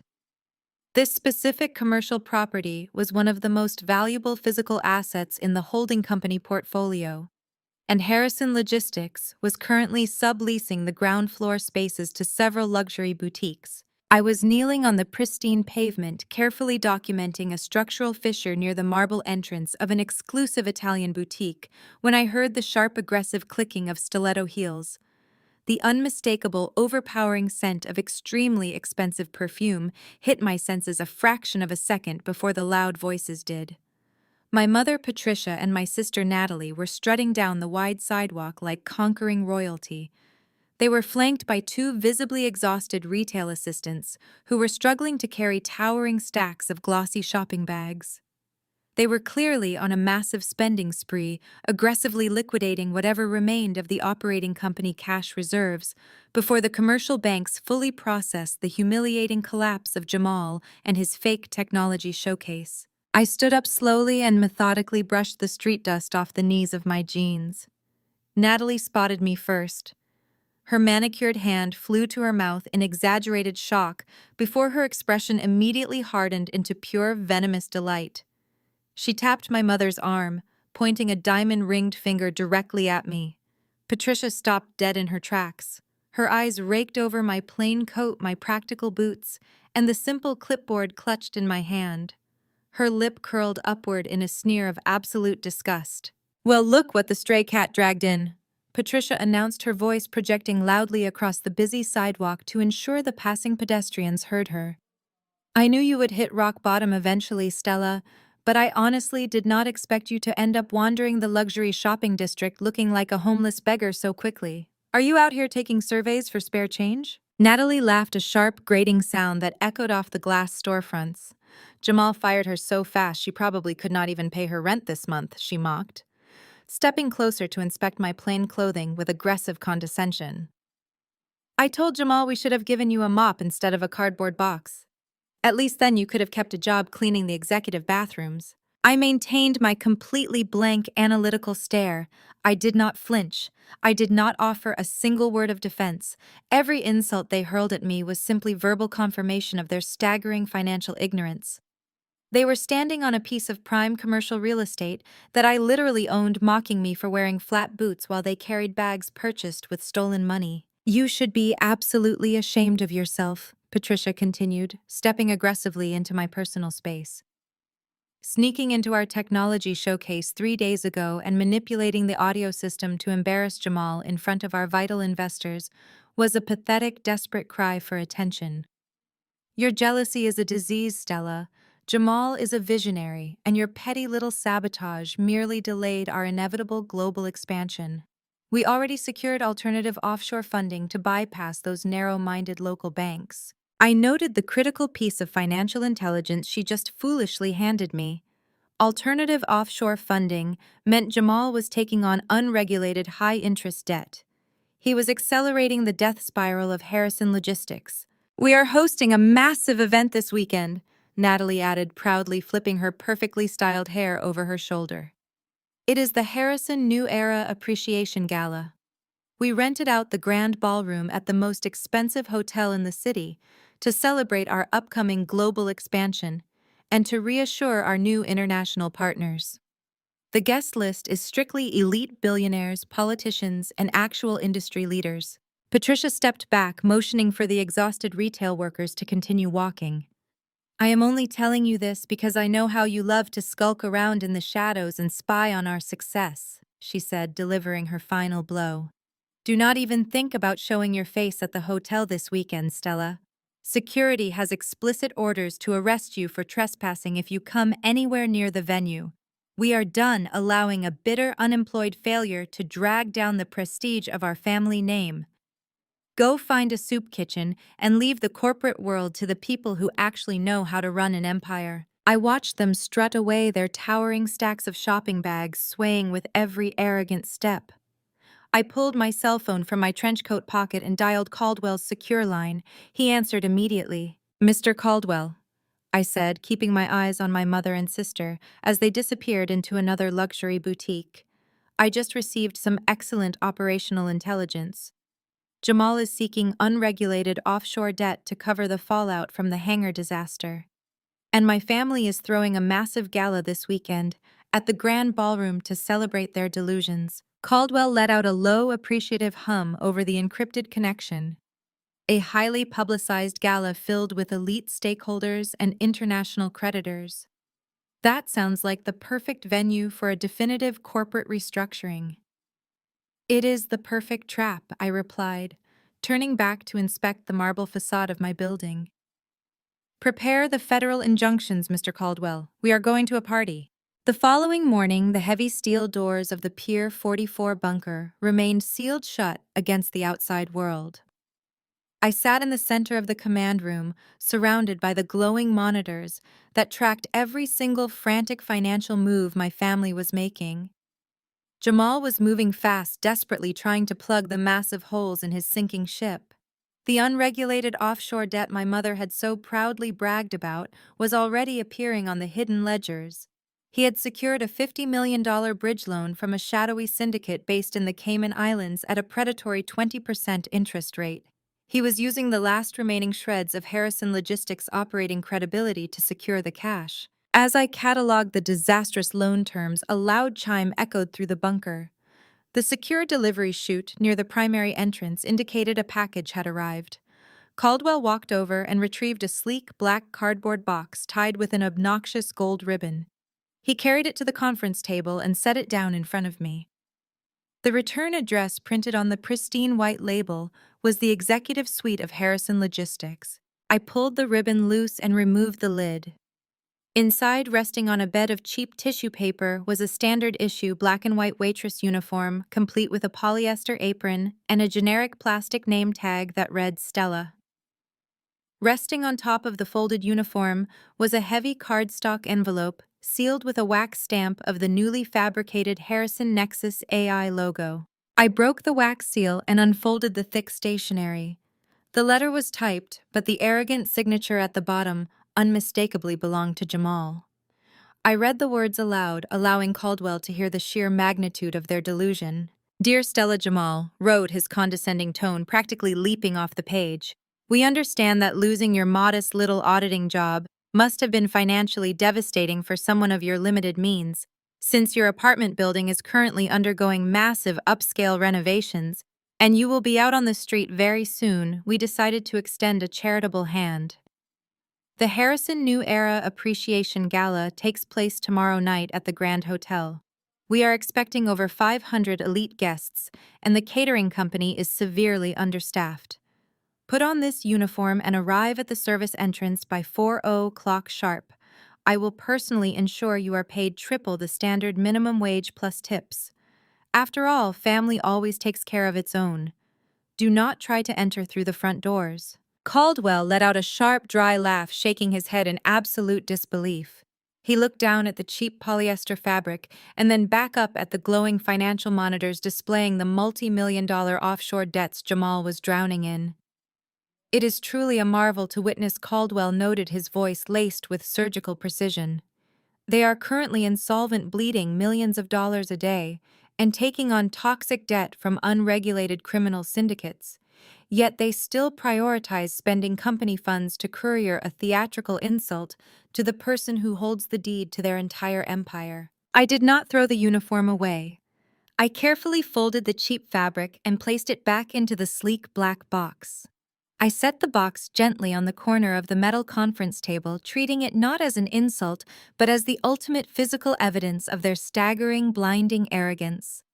They wanted me to serve them champagne while they danced on the deck of a sinking ship. They wanted to parade me in front of their wealthy new friends as a broken, defeated servant to stroke their fragile egos. I am keeping this, I stated, smoothing my hand over the lid of the box. When the federal authorities inevitably ask us to demonstrate the severe, gross negligence of the current operating management, this letter will serve as a beautiful exhibit.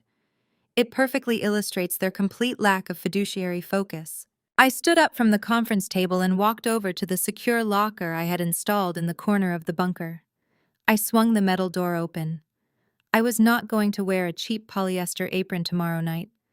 I reached inside and pulled out the garment bag containing my absolute best tailored power suit. It was a flawless, razor-sharp midnight blue two-piece suit constructed from imported Italian wool. It was the armor of a woman who commanded respect through pure competence and unyielding authority. I hung the suit carefully on the edge of the locker door, running my fingers along the crisp lapel. As I admired the sharp cut of the fabric, a sudden high-pitched electronic chime pierced the quiet hum of the server racks. It was not the delivery chute. It was the primary encrypted terminal. Caldwell stepped up to the monitor, his eyes scanning the incoming encrypted transmission. He straightened his posture, the atmosphere in the bunker shifting instantly from calculated preparation to imminent execution. The message carried the official digital seal of the Federal District Court. The presiding federal judge just reviewed the mountain of financial evidence we submitted last night.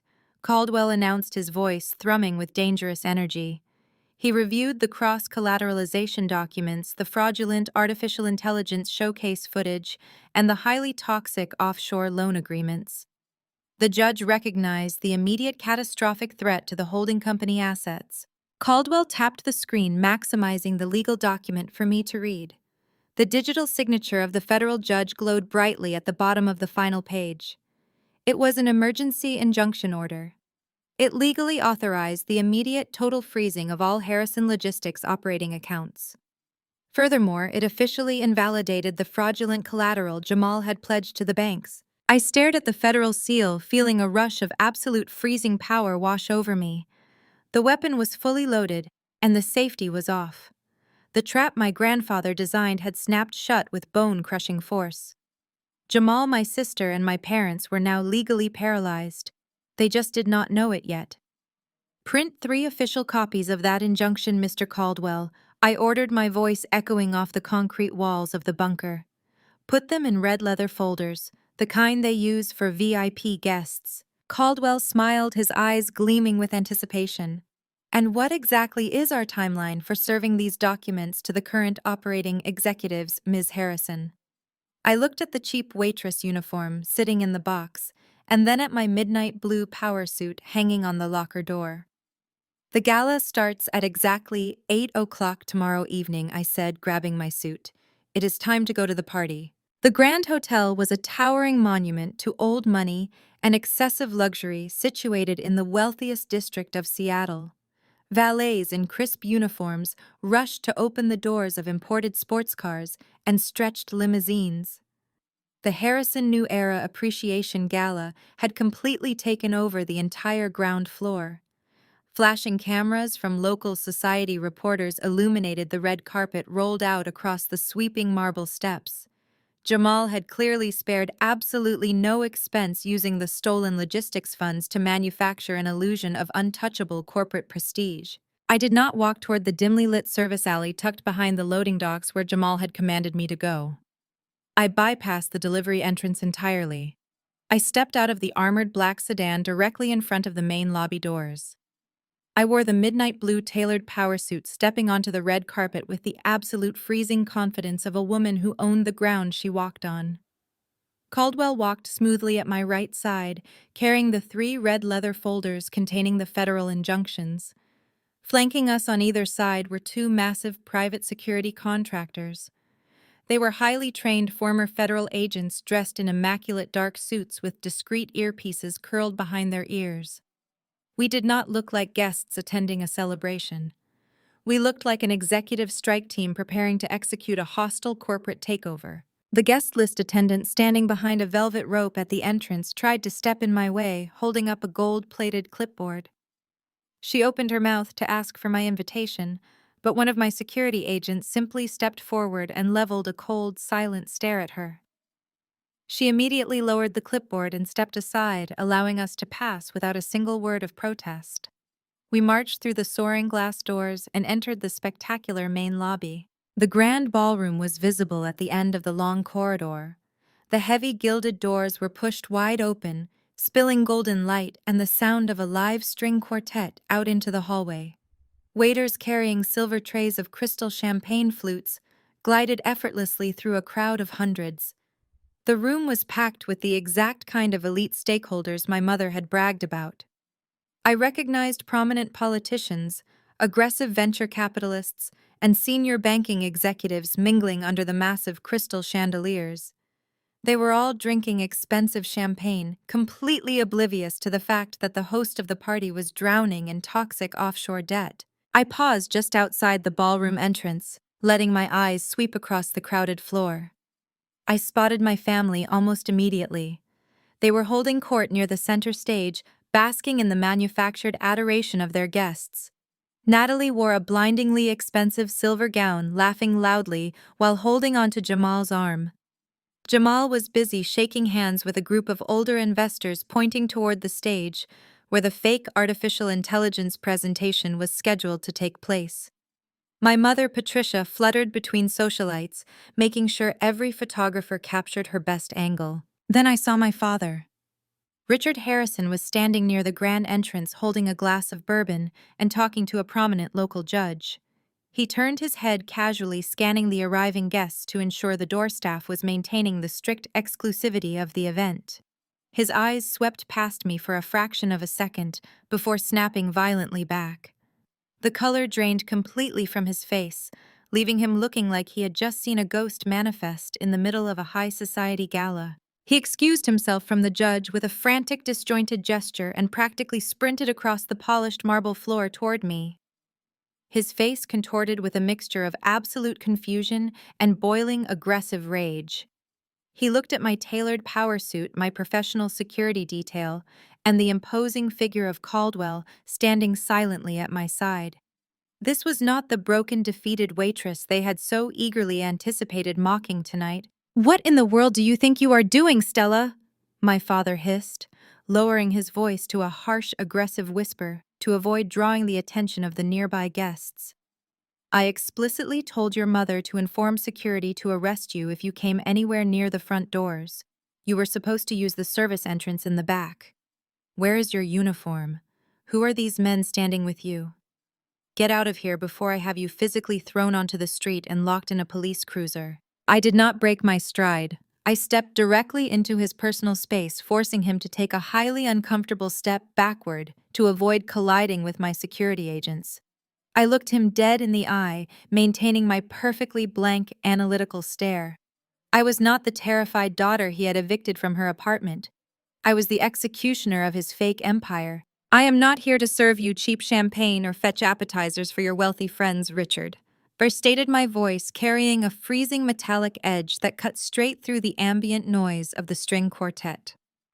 I am not here to play the pathetic failure in your twisted little family narrative. You have spent the last 3 weeks treating my grandfather's legacy like a personal piggy bank while actively destroying the operational foundation of the company. You invited all these powerful people here tonight to celebrate your financial genius. I took a slow, deliberate step forward, pushing him further back toward the open ballroom doors. He stumbled awkwardly, trying to maintain his balance and his fragile dignity in front of the wealthy guests. The time for hiding behind toxic offshore bank accounts and fake press releases is officially over. I continued my tone, dropping to a dangerously quiet register designed to terrify him. I told you I would eventually come to collect exactly what you owe. I came to collect the rent, Father, and your lease has just expired permanently tonight. My father stared with sudden panic. He tried masking with aggressive bluster. He scanned the lobby for hotel security. He snapped his fingers, summoning 2 men in hotel uniforms. Remove this woman immediately, my father commanded, pointing a finger. She is not on the official guest list. She is a disgruntled former employee trying to extort us. The guards stepped forward to grab my arms. Before they crossed the threshold, my security agents moved with blinding speed. My agents stepped in front, blocking the guards, and placed their hands on the batons concealed beneath their jackets. They stayed silent. The sheer professionalism radiating from my detail made the guards freeze, holding their hands up and stepping back. You cannot throw the landlord out of the building tonight, Richard Caldwell said, stepping smoothly into the space. He opened his briefcase and retrieved the first red leather folder. He held it out toward my father with a neutral expression. Consider this your formal notice of eviction. My father looked at the red folder like a venomous snake. He refused to take it. What is this garbage, he spat, trying to maintain his facade. Some fake lawsuit printed off the internet. My corporate lawyers will laugh you out of the city. They will not laugh when they read the federal seal. Caldwell replied smoothly, opening the folder himself and holding the document up. This is a federal injunction signed by the presiding judge of the United States District Court. It authorizes the immediate freezing of all assets tied to the Harrison Logistics operating shell. That includes the corporate accounts you have been using as a personal piggy bank for the last 3 weeks. My father's eyes darted across the thick legal text and the digital seal. I watched the blood drain from his face. His confident posture collapsed completely. Furthermore, Caldwell continued, turning the page. The injunction freezes the $18 million Malibu compound you purchased. Since you used misappropriated funds to buy that property, it is subject to asset forfeiture. Your private jet has been grounded on the tarmac at the regional airport. The pilot was served notice an hour ago. You have zero access to corporate liquidity. Your credit cards are dead. You cannot even afford to pay the catering staff serving those crab cakes inside. My father opened his mouth, but no sound came out. He looked like a man who had stepped off a cliff, waiting for gravity to pull him down. The grim reality of his absolute financial ruin was paralyzing him right at the entrance of his own victory party. What is going on out here? A sharp, shrill voice demanded. I looked past my frozen father to see my mother, Patricia, marching toward us. Natalie was trailing right behind her, holding a glass of champagne. They pushed through the heavy gilded doors, oblivious to the standoff that just occurred. Patricia stopped next to my father, her eyes narrowing as she looked me up and down. I specifically told you to use the service entrance. Stella, my mother hissed, entirely missing the context of the situation. Where is the uniform Jamal sent you? If you think you can show up here and beg for your old job, you are sorely mistaken. We are hosting global stakeholders tonight. Get out of my sight before you humiliate the family name. You already humiliated the family name, Patricia? I stated my voice loud enough to cut through the music spilling from the ballroom. I do not need to beg for a job from a man currently borrowing $50 million from a Cayman Islands criminal syndicate just to pay the catering bill tonight. My mother blinked, her arrogant sneer faltering. What are you talking about? Jamal secured institutional funding. He is a visionary. Jamal is a grifter, I corrected sharply, stepping closer to her. He cross-collateralized assets he does not own.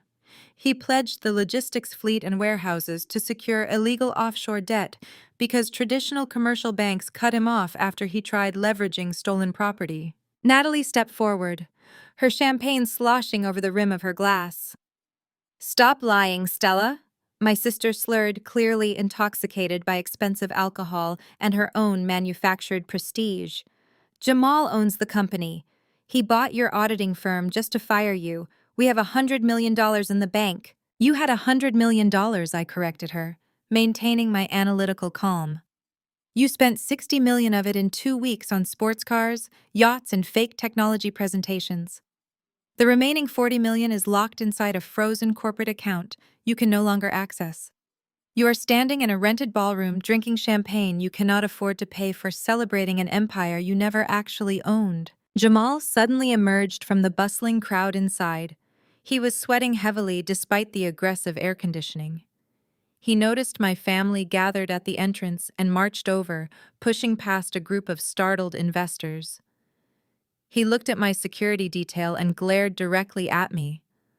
I thought I told security to keep the trash out of my gala, Jamal shouted, pointing a finger at my face. You have 3 seconds to turn around and run away before I ruin you permanently. I looked at Jamal, smiling a cold, ruthless smile, making him hesitate. You cannot ruin the person who holds the deed to the building, Jamal, I said, stepping past my paralyzed father and terrified mother. I motioned for my security team to move forward. They parted the crowd, clearing a wide path directly into the grand ballroom. I ignored Jamal's aggressive posturing and walked straight past him onto the polished hardwood floor. The time for whispering at the front door was over. I locked my eyes onto the brightly lit stage at the center of the massive room. It was time to show his wealthy investors and his corporate creditors exactly who was really running the Harrison empire today. I walked down the center of the grand ballroom, my heels clicking against the polished hardwood floor with the rhythm of a ticking clock. The sea of wealthy investors, prominent politicians, and elite socialites parted instinctively before me. They did not know who I was, but they recognized absolute power when it walked into a room. My security detail flanked me, moving with predatory grace, while Caldwell matched my stride perfectly, holding the red leather folders like execution warrants. The live string quartet faltered, hitting a discordant note before fading into total silence. A heavy, palpable tension settled over the massive room. Murmurs rippled through the crowd as heads turned, tracking my progress toward the brightly lit stage. Jamal had already rushed ahead, scrambling up the carpeted steps to the podium. He adjusted his velvet jacket, his hands trembling slightly as he grabbed the microphone. He was desperate to seize control of the narrative before I could reach the platform. He signaled wildly to the audio-visual technicians in the back of the room to start the presentation. The massive digital screens behind him flared to life, projecting the fraudulent Harrison Nexus AI logo in brilliant sapphire blue. Welcome, esteemed guests and visionary partners, Jamal announced, his voice artificially amplified, but carrying a distinct tremor of panic. Tonight, we celebrate the dawn of a new era for Harrison Logistics. We are here to unveil a technological marvel that will disrupt the entire global supply chain. He tried to project the charisma of a legendary tech founder, but he just looked like a terrified man standing on a trapdoor. I finally reached the bottom of the stage steps. 2 hotel security guards moved to block my path, but my agent stepped forward instantly. They did not raise their voices or draw weapons. They simply utilized their sheer physical mass and federal training to smoothly pivot the guards aside, pinning them gently but immovably against the edge of the stage. I climbed the carpeted stairs without breaking my gaze from Jamal's face. Jamal gripped the edges of the wooden podium, his knuckles turning white. Ladies and gentlemen, we have an uninvited guest attempting to disrupt our celebration. Jamal stammered, trying to force a laugh that echoed hollowly across the silent ballroom. Security will handle this minor inconvenience. Please direct your attention to the screens behind me. Nobody looked at the screens. Every single eye in the room was locked completely on me. I crossed the stage, stopping exactly 2 feet away from Jamal. He was sweating profusely, the moisture glistening on his forehead under the harsh stage lights. He smelled of expensive cologne and sheer terror. I did not yell. I did not make a scene. I simply extended my right hand toward the microphone he was clutching like a lifeline. "Hand it over, Jamal." I stated, my voice low, cold, and carrying an unmistakable threat of violence. "You are completely out of your depth, and your investors are waiting to hear a keynote speech." He hesitated, his eyes darting frantically toward my parents, who were standing near the front row, looking absolutely paralyzed. "Do not do this, Stella," Jamal hissed, leaning in close so the microphone would not pick up his voice. "I will give you whatever you want. I will write you a check right now.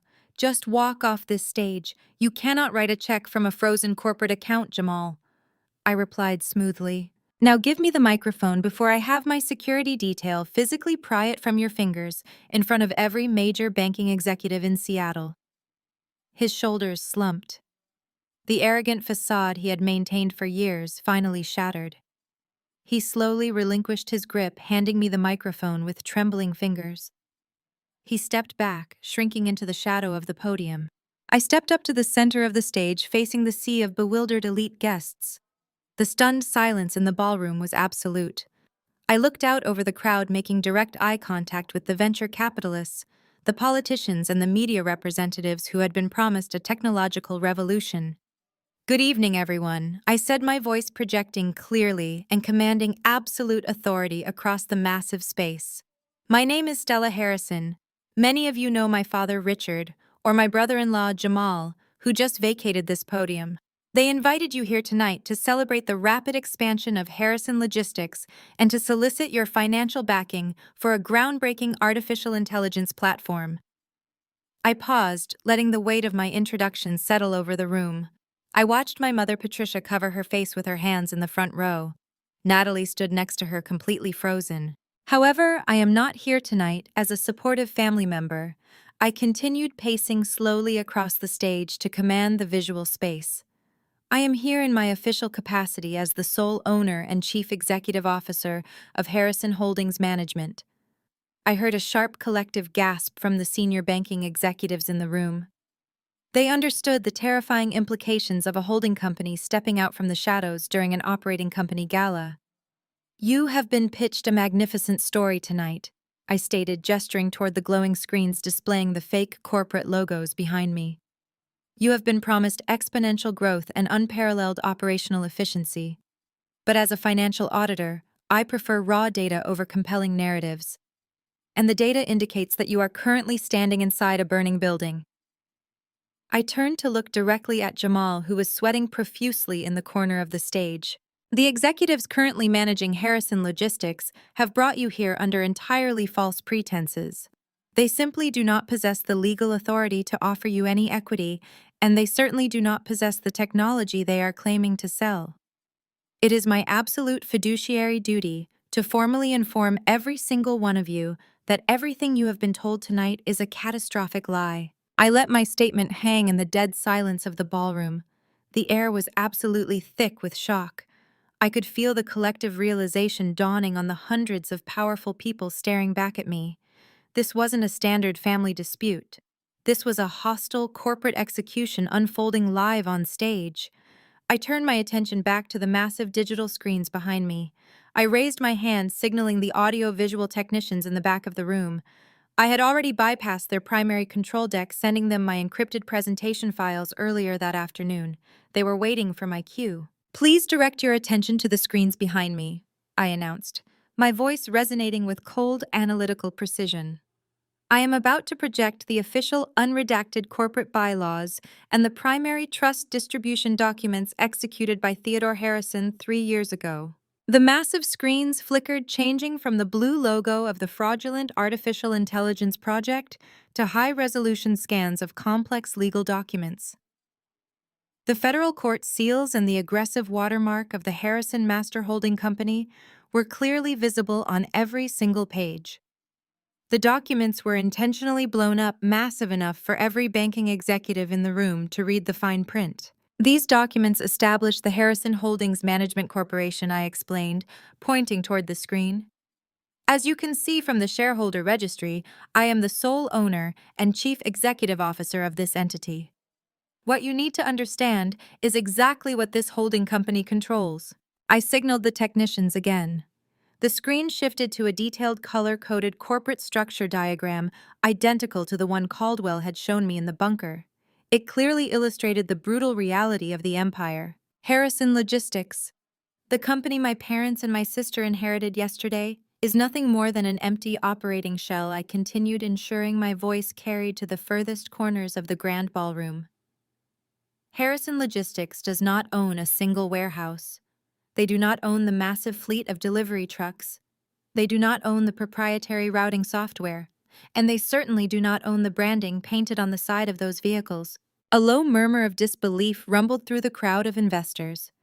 I watched a senior partner from a major venture capital firm pull out his phone, frantically typing a message, likely to his risk assessment team. Every single one of those assets, the real estate, the patents, the software, algorithms, and the physical infrastructure, is owned completely and exclusively by my holding company.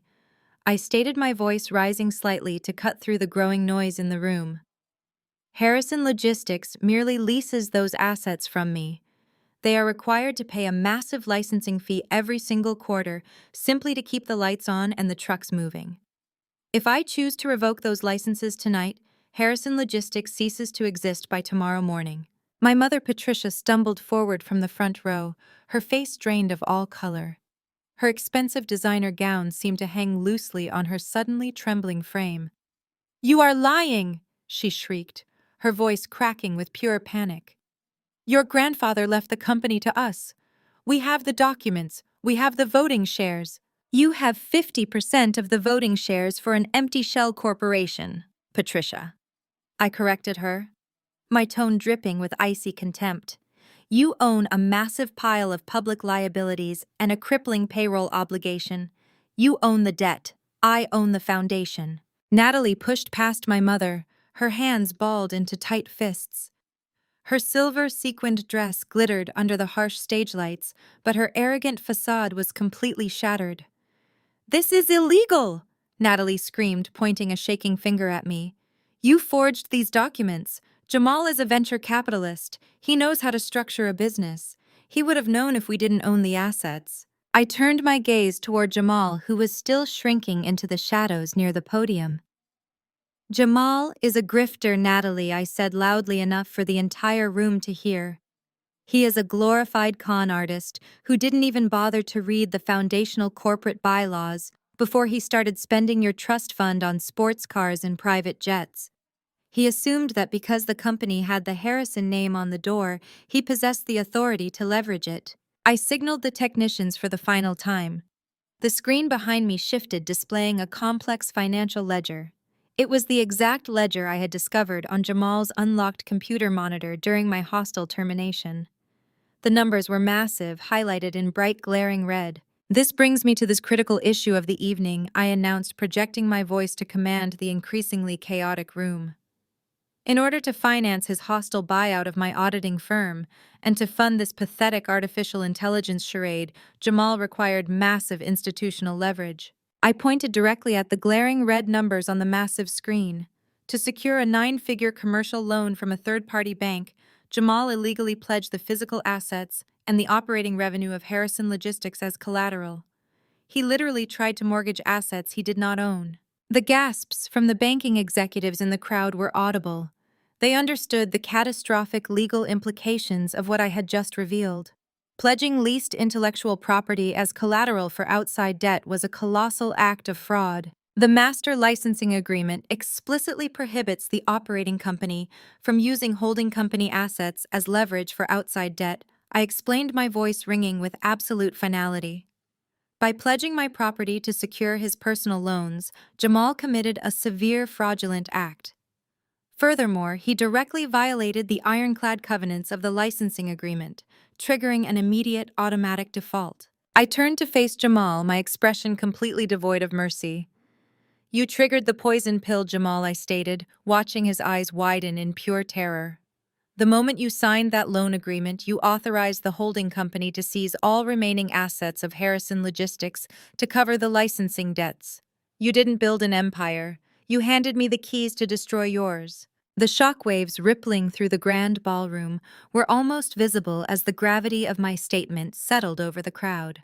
The high-profile investors and elite stakeholders who had come to celebrate a technological revolution were now staring at a monumental financial disaster. Jamal had effectively bet the entire logistics empire on a fraudulent AI project using assets he didn't own as collateral. The poison pill had been triggered, and the holding company I controlled was now legally authorized to seize whatever remained of Harrison Logistics. Jamal's face turned an ashen gray. He staggered back from the podium, his arrogant facade completely obliterated. He looked like a man who had just watched his entire life's work vanish in a cloud of smoke. My parents, Richard and Patricia, were paralyzed in the front row, their expressions shifting from disbelief to abject terror. Natalie, clutching her champagne glass, seemed to shrink under the weight of the collective scrutiny. "You can't do this," my father managed to say, his voice trembling as he stepped toward the stage. "We're your family, Stella. You can't just destroy everything." "You destroyed it yourselves," I replied, my voice steady and unwavering. "You squandered $100 million in cash on yachts, mansions, and sports cars. You allowed Jamal to siphon $40 million into offshore shell companies for a phantom project. You violated the fiduciary trust placed in you, and you breached the master licensing agreement." I gestured toward Caldwell, who stood stoically at the edge of the stage holding the red leather folders. "The federal injunction is already in place. Your corporate accounts are frozen. The collateral you pledged has been invalidated. Harrison Logistics is effectively bankrupt, and the holding company will begin seizing all operational assets immediately." The investors in the crowd erupted into a cacophony of panicked conversations. Phones were whipped out, aggressive directives were shouted into receivers, and the elite stakeholders who had been eager to invest just an hour ago were now scrambling to mitigate their exposure. The realization that they had almost been defrauded by a meticulously crafted illusion sent shockwaves through the financial elite. Jamal, desperate to salvage his crumbling empire, launched himself toward me, his hands outstretched. "You ruined everything!" he screamed, his voice cracking with hysteria. "I'll kill you for this!" Before he could even cross half the distance, my security agents moved with lethal precision. They intercepted Jamal, grabbing him by the shoulders and expertly forcing him to the floor. They didn't strike him, but they pinned him down with the absolute unyielding force of highly trained professionals. Jamal struggled, his velvet suit twisting awkwardly as he shouted incomprehensible threats, but the agents held him securely, neutralizing the threat. The commotion on the stage only amplified the panic in the ballroom. My mother wailed a high-pitched sound of pure despair as she realized the extent of their ruin. Natalie dropped her champagne glass, the crystal shattering against the polished hardwood floor, and sank to her knees, sobbing uncontrollably. My father stood frozen, his eyes wide with a horrific comprehension of the consequences they now faced. Then the piercing sound of police sirens cut through the chaos. The wailing grew louder, echoing off the towering buildings outside the Grand Hotel. Red and blue lights flashed through the massive windows of the ballroom, painting the frantic crowd in strobing colors. The heavy gilded doors burst open, and a squad of heavily armed police officers and federal agents flooded into the room. The lead agent, a tall, imposing figure with a badge pinned to his tactical vest, strode purposefully down the center aisle, flanked by his team. The crowd parted instantly, creating a wide path for the authorities. The agent stopped at the base of the stage, his eyes scanning the scene. "Richard Harrison, Jamal Vance," the agent announced, his voice booming across the stunned silence of the ballroom. "You are both under arrest for securities fraud, wire fraud, and grand larceny. You have the right to remain silent." The words struck like physical blows. My father slumped his shoulders, bowing under the weight of his impending incarceration. The security agents hauled Jamal to his feet, handing him over to the federal authorities. He was quickly handcuffed, his wrists bound tightly behind his back. The arrogant venture capitalist was now a common criminal, his carefully constructed persona stripped away. The police also approached my mother and Natalie, informing them that they were persons of interest in the ongoing investigation regarding the misappropriation of funds. They weren't arrested on the spot, but the implications were clear. Their lavish lifestyles were over, and they would be facing intense legal scrutiny. I stood on the stage looking down at my family as they were humiliated and dismantled in front of the very people they had sought to impress. The elite society they craved had witnessed their spectacular downfall. The Harrison name, once synonymous with logistics dominance, was now inextricably linked to fraud and deceit. I didn't feel a surge of vindictive pleasure. I didn't feel the need to gloat or revel in their misery. I simply felt a profound sense of closure. The decades of emotional abuse, the constant belittling, the targeted evictions, it was all over. The toxic cycle had been broken not by forgiveness, but by cold, hard accountability. I turned to Caldwell, who stood quietly beside me. He gave a subtle nod of approval. We had executed my grandfather's final test with surgical precision. The operating shell was destroyed, but the holding company, the true foundation of the empire, was safe and entirely under my control. I stepped off the stage, my security agents falling into step behind me. The crowd of investors and socialites parted once more, their eyes tracking my every movement. I didn't look back at my family as they were led away by the authorities. I walked out of the Grand Hotel, the flashing police lights reflecting in the puddles on the slick pavement. The rain had stopped and the air felt clean and crisp. I was ready to build something real. I walked out of the Grand Hotel, the flashing police lights reflecting in the puddles on the slick pavement. The rain had stopped and the air felt clean and crisp. I was ready to build something real. Caldwell held the door of the armored sedan open for me. I slid into the leather seat, the heavy door closing and instantly muting the chaotic wail of sirens outside. My security agents filed into the trailing SUV. We pulled away from the curb, leaving the shattered remains of my family's fabricated empire in the rearview mirror. The federal authorities moved faster than anticipated, Caldwell noted, pouring a small glass of sparkling water and handing it to me. The sheer volume of wire fraud Jamal committed triggered immediate red flags at the Securities and Exchange Commission. He forced their hand when he tried to leverage the offshore debt, I replied, taking a slow sip. You do not cross-collateralize leased intellectual property and then publicly broadcast it to a room full of venture capitalists. It was corporate suicide served on a silver platter. The district judge signed the sweeping asset freeze 30 minutes before we entered the ballroom. Caldwell added his fingers, flying across his silver tablet. Every single corporate and personal account tied to Harrison Logistics, Jamal, Richard, and Patricia is currently being locked down by federal banking regulators. It is a total financial eclipse. We returned to the brutalist bunker at Pier 44. The massive steel doors sealed behind us, securing us inside the command center. The wall of digital monitors had shifted from tracking Jamal's frantic spending to displaying a series of stark, flashing federal notices. I took my seat at the head of the metal conference table, logging into my encrypted terminal. I wanted to witness the exact moment their ill-gotten wealth evaporated. As a financial auditor, I had frozen assets before, but never on this massive global scale. At precisely midnight, the banking algorithms executed the federal judge's orders.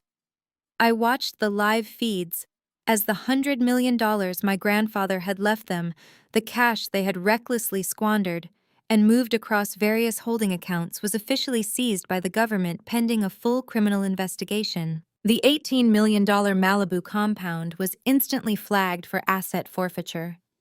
The newly purchased private jet, still sitting on the tarmac, was locked down by aviation authorities. Jamal's offshore syndicate accounts the ones holding the toxic $50 million bridge loan through massive error codes. The Cayman Islands bankers were undoubtedly panicking, realizing their collateral was entirely fraudulent and totally inaccessible. Jamal had stolen from highly dangerous people, and now he had absolutely no way to pay them back. What about the union workers and the warehouse staff? I asked, my eyes scanning the payroll ledgers. My family destroyed the executive branch, but the blue-collar workers keeping the supply chain moving did nothing wrong. I will not let them lose their homes because my father wanted to play billionaire. Anticipated and handled, Caldwell said smoothly. As the chief executive officer of Harrison Holdings Management, you have the authority to establish a direct emergency payroll subsidiary. We bypass the Harrison Logistics operating shell entirely. The truck drivers, the warehouse operators, and the administrative staff will receive their direct deposits at 6 o'clock this morning. They are working for you now. I nodded, satisfied. The foundation was secure. The working class of the empire was protected, while the parasitic executive class was being methodically eradicated. By sunrise, the financial earthquake had completely leveled their lives. My encrypted terminal began intercepting the frantic automated alerts triggered by my family's personal bank accounts. It was a digital symphony of catastrophic failure. My mother, Patricia, had fled the Grand Hotel during the police raid, attempting to check into a 5-star presidential suite across town to hide from the media fallout. The system flagged her transaction immediately. I watched the alert pop up on my screen. Her exclusive black credit card was declined at the reception desk. She tried a second card. Declined. She tried a third. Declined. The federal asset freeze did not discriminate. It stripped her of her purchasing power, instantly leaving her stranded in a hotel lobby at 2 in the morning with no cash, no credit, and no home to return to, since the primary estate was also heavily implicated in Jamal's extensive fraud. Natalie's situation was even more pathetic. Her $20 million trust fund, which she had treated like an endless personal piggy bank, was completely drained. Jamal had quietly siphoned the remaining balance to float his fake artificial intelligence project right before the gala. Whatever meager pennies remained were instantly frozen by the Securities and Exchange Commission. Natalie had spent her entire adult life relying on unearned wealth to bully and belittle everyone around her. Without her trust fund, she was absolutely nothing. The morning news cycle was vicious. The local and national financial networks ran wall-to-wall coverage of the Harrison Logistics collapse. Footage of Jamal being shoved into the back of a federal transport vehicle played on a continuous loop. My father, Richard, was photographed walking out of the hotel in handcuffs, using his suit jacket to hide his face from the blinding flashes of the paparazzi cameras. The mighty Harrison family, who had spent decades looking down on the working class, were now the lead story on every major crime broadcast. I sat back in my leather chair, watching the news feed with cold detachment. I had audited their entire existence, identified the critical liabilities, and balanced the ledger. They had called my inheritance a joke. They had laughed at my yellow envelope.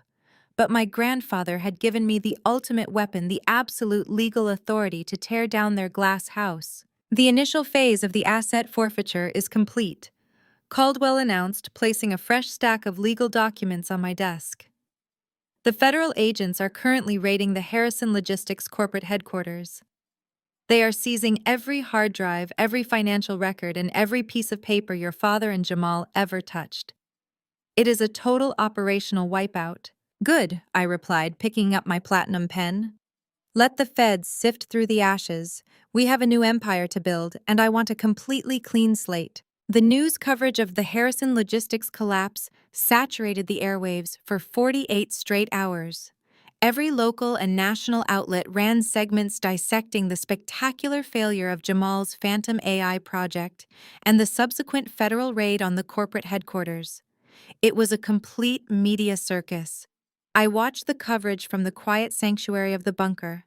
Caldwell had ordered lunch from an upscale deli, and we ate sandwiches while analyzing the immediate fallout.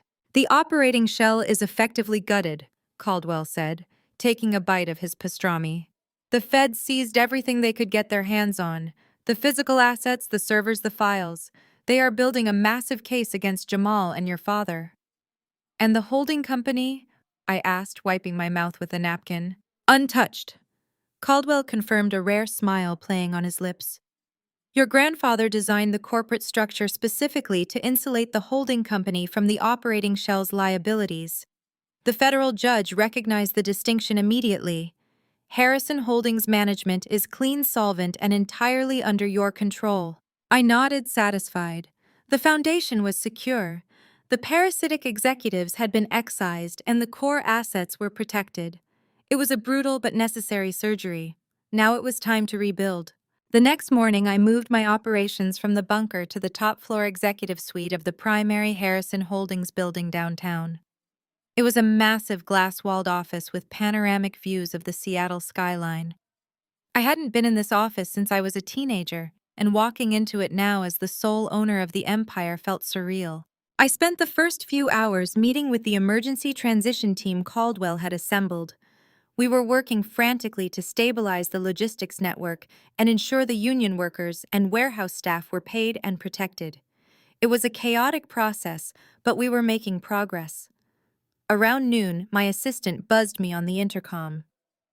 "Ms. Harrison, there is a Natalie Vance here to see you. She doesn't have an appointment, and she's quite insistent." I sighed, pinching the bridge of my nose.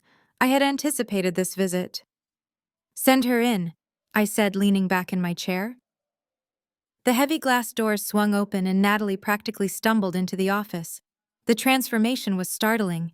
The arrogant, sequin-clad socialite who had mocked me at the gala was gone. In her place stood a terrified, exhausted woman wearing a wrinkled trench coat and oversized sunglasses that failed to hide the dark circles under her red-rimmed eyes. "Stella!" Natalie gasped, rushing toward the desk. "Thank God you're here, you have to help me." I didn't stand up. I didn't offer her a seat. I just looked at her, my expression blank and analytical. "Help you with what, Natalie?" She stopped in front of the desk, wringing her hands nervously. "Everything is gone," she sobbed, the tears flowing freely now. "Jamal's accounts are frozen. My trust fund is empty. The bank just served me with foreclosure papers on the Hamptons estate because Jamal used it as collateral for some offshore loan. I have nothing, Stella. Absolutely nothing." "You had $20 million and a multi-million-dollar estate 3 weeks ago," I pointed out, my voice flat. "You spent it on sports cars, yachts, and funding your husband's criminal enterprise. What did you expect would happen?" "I didn't know," Natalie cried, her voice cracking with hysteria. "I didn't know he was stealing from the company. I didn't know the AI project was fake. He told me he was a visionary. He told me we were going to be billionaires." "Ignorance isn't an excuse, Natalie," I said coldly. "You eagerly participated in the lifestyle his fraud afforded you. You proudly wore the diamonds he bought with stolen money. You laughed when he publicly fired me. You didn't care where the money came from as long as it kept flowing." Natalie collapsed into one of the leather guest chairs, burying her face in her hands. "I'm ruined, Stella. The media is hounding me. The feds want to question me. Jamal left me with $40 million in debt to offshore syndicates. They're threatening me. Please, I need money to hire a lawyer. I need a place to stay. You're my sister. You have to help me." I watched her cry, feeling absolutely nothing. No pity, no sympathy, no sisterly obligation. She had spent her entire life trying to tear me down, trying to make me feel small so she could feel big. Now she was begging me to save her from the consequences of her own arrogance. "I don't have to do anything," I stated, my voice echoing in the large office. "You aren't my responsibility. You made your choices and now you have to live with them." Natalie looked up, her face streaked with mascara. "You can't be this cruel," she whispered. "You have billions of dollars. You own the entire company. A few million to save your sister is nothing to you." "It's not about the money," I replied. "It's about accountability. You want me to bail you out so you can go back to pretending you're better than everyone else. That's not going to happen." I opened a drawer in my desk and pulled out a single sheet of paper. I slid it across the polished mahogany surface toward her. "What is this?" Natalie asked, sniffing and wiping her nose with a tissue. "It's an employment contract," I said. "Harrison Holdings management is taking over the physical maintenance of all logistics facilities. We are currently hiring entry-level janitorial staff. The starting pay is minimum wage and the hours are brutal." It involves cleaning warehouse bathrooms, scrubbing loading docks, and emptying trash bins starting at 6 o'clock every morning. Natalie stared at the contract like it was a live grenade. The color drained from her face. You want me to be a janitor? She asked, her voice trembling with disbelief and rising anger. I'm a Harrison. I don't scrub toilets. You aren't a Harrison anymore, I corrected her sharply. You're $40 million in debt and you are currently unemployed. You came here begging for help. This is the only help I am offering. She looked at the paper, then at me. Her expression hardened, a flash of her old arrogance breaking through the desperation. I won't do it. It's humiliating. You're just trying to punish me. I am offering you an honest day's pay for an honest day's work, I said calmly. Something you have never experienced in your entire life. If you want to survive, you need to learn how the real world operates. This is your opportunity to start over from the very bottom. Natalie glared at me, her chest heaving with indignation. She didn't say another word. She stood up abruptly, turned on her heel, and stormed out of the office, the heavy glass doors slamming shut behind her. I watched her leave, feeling a profound sense of closure. She had chosen her pride over survival. She would rather face the criminal syndicates and the federal investigators than lower herself to honest labor. That was her choice. I had offered her a lifeline and she had rejected it because it wasn't wrapped in gold. I picked up the janitorial contract and dropped it into the shredder next to my desk. The machine hummed, turning the document into confetti. The past was dead and I was finally free to focus on the future. The machine hummed, turning the document into confetti. The past was dead, and I was finally free to focus on the future. Toxic families rarely leave quietly. They cling to the host, desperately attempting to drain the last remaining drops of blood before they are forcefully removed. My parents, Richard and Patricia, were no exception to this rule. Less than 24 hours after Natalie stormed out of my office, Caldwell stepped into the executive suite with a grim expression. The security desk in the main lobby just notified me, Caldwell stated. Your parents are currently downstairs demanding to see you. They claim it is a matter of absolute life and death regarding the family bloodline. I leaned back in my leather chair, steepling my fingers.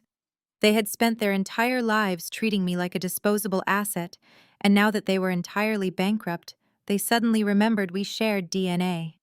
Send them up, I instructed, my voice devoid of any emotion. Let us finish this properly. Caldwell nodded and tapped his earpiece, relaying the order to the lobby guards. I stood up and walked over to the floor-to-ceiling windows, looking out over the sprawling Seattle skyline. This was not going to be a negotiation. This was a termination. The heavy glass doors of my office slid open, revealing my parents. They looked absolutely ruined. The bespoke designer suits and arrogant posture were completely gone. My father wore a wrinkled blazer that hung loosely on his shrinking frame.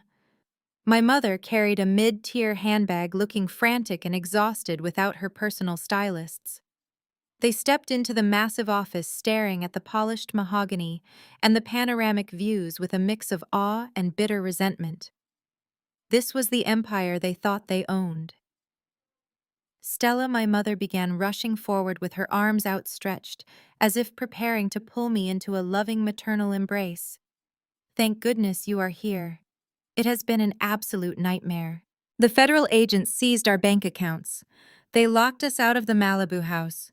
We had to sleep in a cheap motel last night. I raised a single hand, stopping her dead in her tracks. Do not take another step toward me, Patricia. I warned, my tone freezing the air between us. You are not here for a family reunion. You are here because your credit cards declined, and you are terrified of facing the real world. My father stepped in front of her, attempting to salvage his fractured pride. Stella, you have to stop this madness, Richard demanded, though his voice lacked its usual booming authority.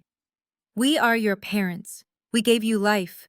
You cannot just leave us on the street to be devoured by the media and the federal investigators. We need access to a stipend, just a modest allowance from the holding company to secure legal defense and temporary housing. We are blood. Family protects family.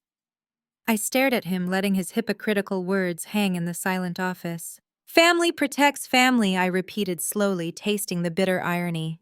That is a fascinating philosophy, Richard. Let us examine exactly how you protected your family when you held all the power.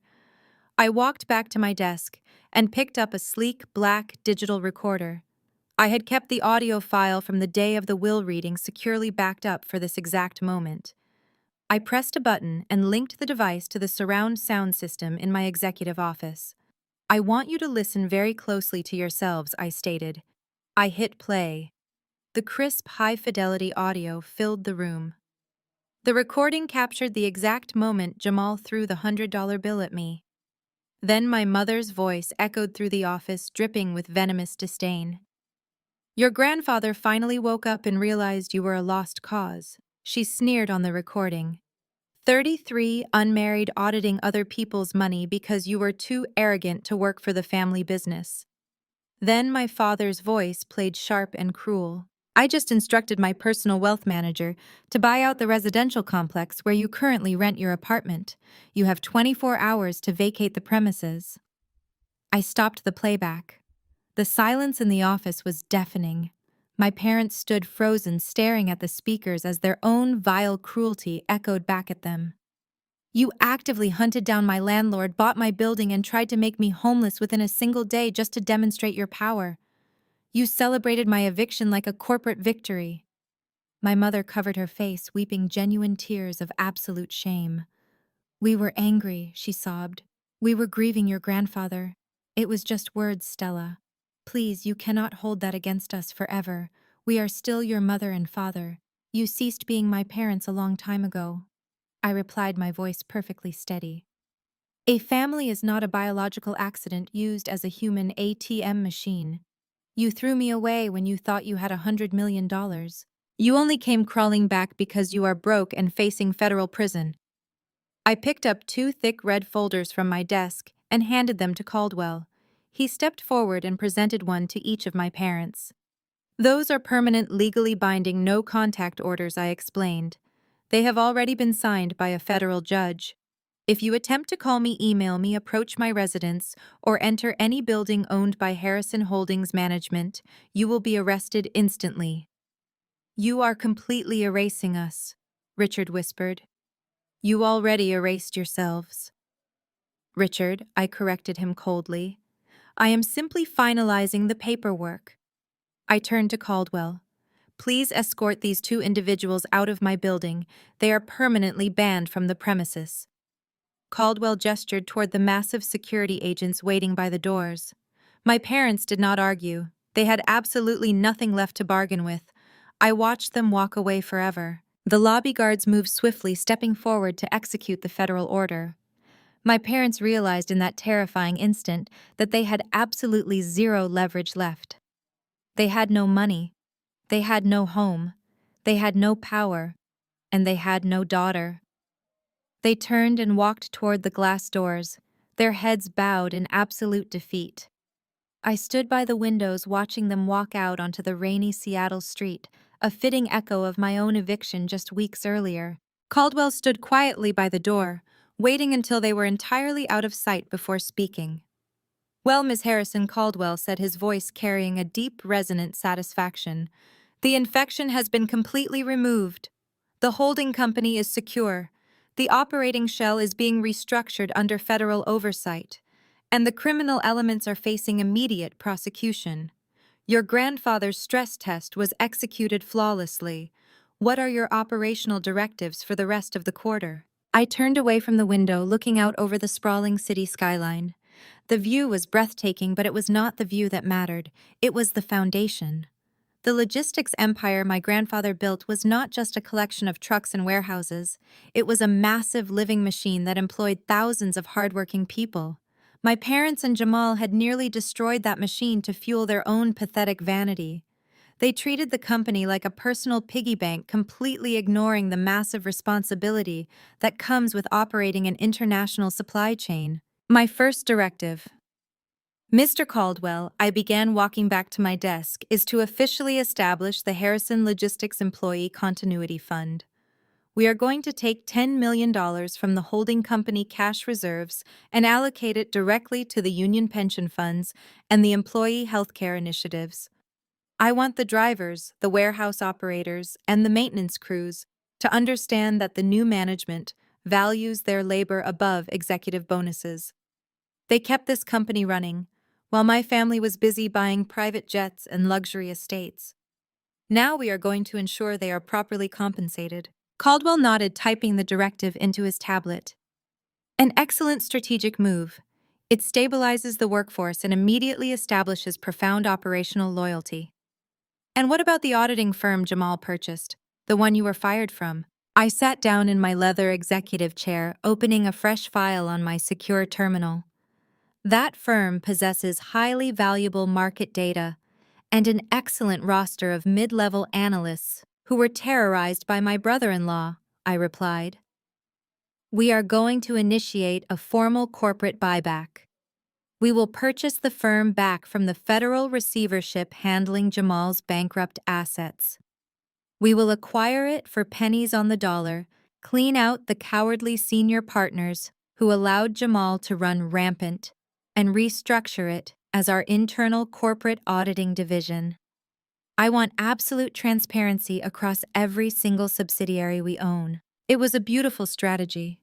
I was not just reclaiming the empire, I was actively rebuilding it using the very tools my family had tried to destroy me with. 6 months later, the dust had completely settled. The federal trials concluded with devastating speed. Jamal was convicted of massive securities fraud, wire fraud, and gross embezzlement. The federal judge showed absolutely no leniency, sentencing him to 15 years in a federal penitentiary. The offshore criminal syndicates he borrowed money from attempted to recover their funds, but the federal asset freezes made it impossible. Jamal lost everything, and he was going to spend the next decade and a half locked in a small concrete cell, completely stripped of his velvet suits and arrogant delusions. My father, Richard, managed to avoid direct prison time by cooperating extensively with the federal prosecutors, detailing exactly how Jamal had orchestrated the fake artificial intelligence showcase. However, he was permanently barred from serving as an executive officer for any publicly traded company, and he was forced to declare total personal bankruptcy. He and my mother, Patricia, were currently renting a small 2-bedroom apartment in a distinctly unglamorous suburb. They had been completely excommunicated from the elite society circles they loved so desperately. Without their wealth, they were nothing more than a cautionary tale whispered about at high-end cocktail parties. Natalie, the golden child who had mocked my flat boots and my auditing career, was forced to learn a very hard lesson about reality. With her trust fund decimated and her husband in federal prison, she had absolutely no choice but to enter the workforce. She was currently employed as a junior administrative assistant at a mid-tier logistics competitor, ironically filing the exact same type of expense reports she used to mock me for handling. I stood in my glass-walled office reviewing the latest quarterly profit margins for Harrison Holdings Management. The numbers were exceptional. The Employee Continuity Fund had stabilized the workforce, resulting in a massive increase in operational efficiency. The Integrated Auditing Division had identified and eliminated millions of dollars in corporate waste left over from my parents' negligent reign. The empire was not just surviving, it was thriving under ethical, analytical leadership. My phone buzzed on the desk. It was an email from the foundation I had established earlier that month. I set up the Theodore Harrison Scholarship Fund, utilizing a portion of the holding company profits to provide full-ride university scholarships to students pursuing degrees in financial auditing and forensic accounting. The email contained the final list of the first 20 recipients. These were brilliant, hardworking students who did not come from wealthy trust funds or elite pedigrees. They were students who understood the value of reading a ledger. I signed the authorization document officially funding their education. My grandfather had left me a complex, brutal test. He knew my family would try to destroy me for the inheritance. He knew they would flaunt their wealth and mock my independence. But he also knew that in a game of corporate survival, the person who actually understands the numbers will always defeat the person who only knows how to spend them. They called my inheritance a joke. They laughed at my yellow envelope. They thought they had won the war before it even started. But they forgot the most important rule of the empire: you never cross the auditor, because the auditor always holds the detonator. In the unfolding drama of Stella's corporate succession, the most profound lesson is that true power and security reside in substance and competence, not in the superficial performance of wealth. Stella's family was entirely blinded by their own arrogance, mistaking a sudden cash inheritance and hollow corporate titles for absolute control. They focused their energy on buying private jets, flaunting designer clothes, and throwing lavish galas, fundamentally ignoring the mechanical realities of the empire they claimed to rule. They built a fragile house of cards on leased ground. Conversely, Stella possessed genuine, hard-earned expertise. As a financial auditor, she understood that flashy presentations and unearned status are ultimately meaningless without structural integrity. Her grandfather recognized this vital truth, entrusting the actual core of his legacy, the master holding company, and the intellectual property, to the only person who respected the grueling work required to maintain it. Stella's meticulous patience allowed her toxic family to orchestrate their own spectacular downfall simply through their own ignorance, greed, and financial illiteracy. She did not need to yell or match their cruelty. She only needed to let the math do the talking. This narrative strongly reminds us that no amount of performative success can protect you if you do not understand the foundation upon which you stand. True empowerment comes from knowing your own worth and mastering your craft, rendering the superficial judgments of others completely powerless against your reality. When faced with manipulative or toxic environments, the absolute strongest defense is never to match their chaotic energy, but to silently fortify your own independence and expertise. Take a moment today to examine the foundations of your own life and commit to building your success on genuine knowledge rather than relying on the fragile illusions of status.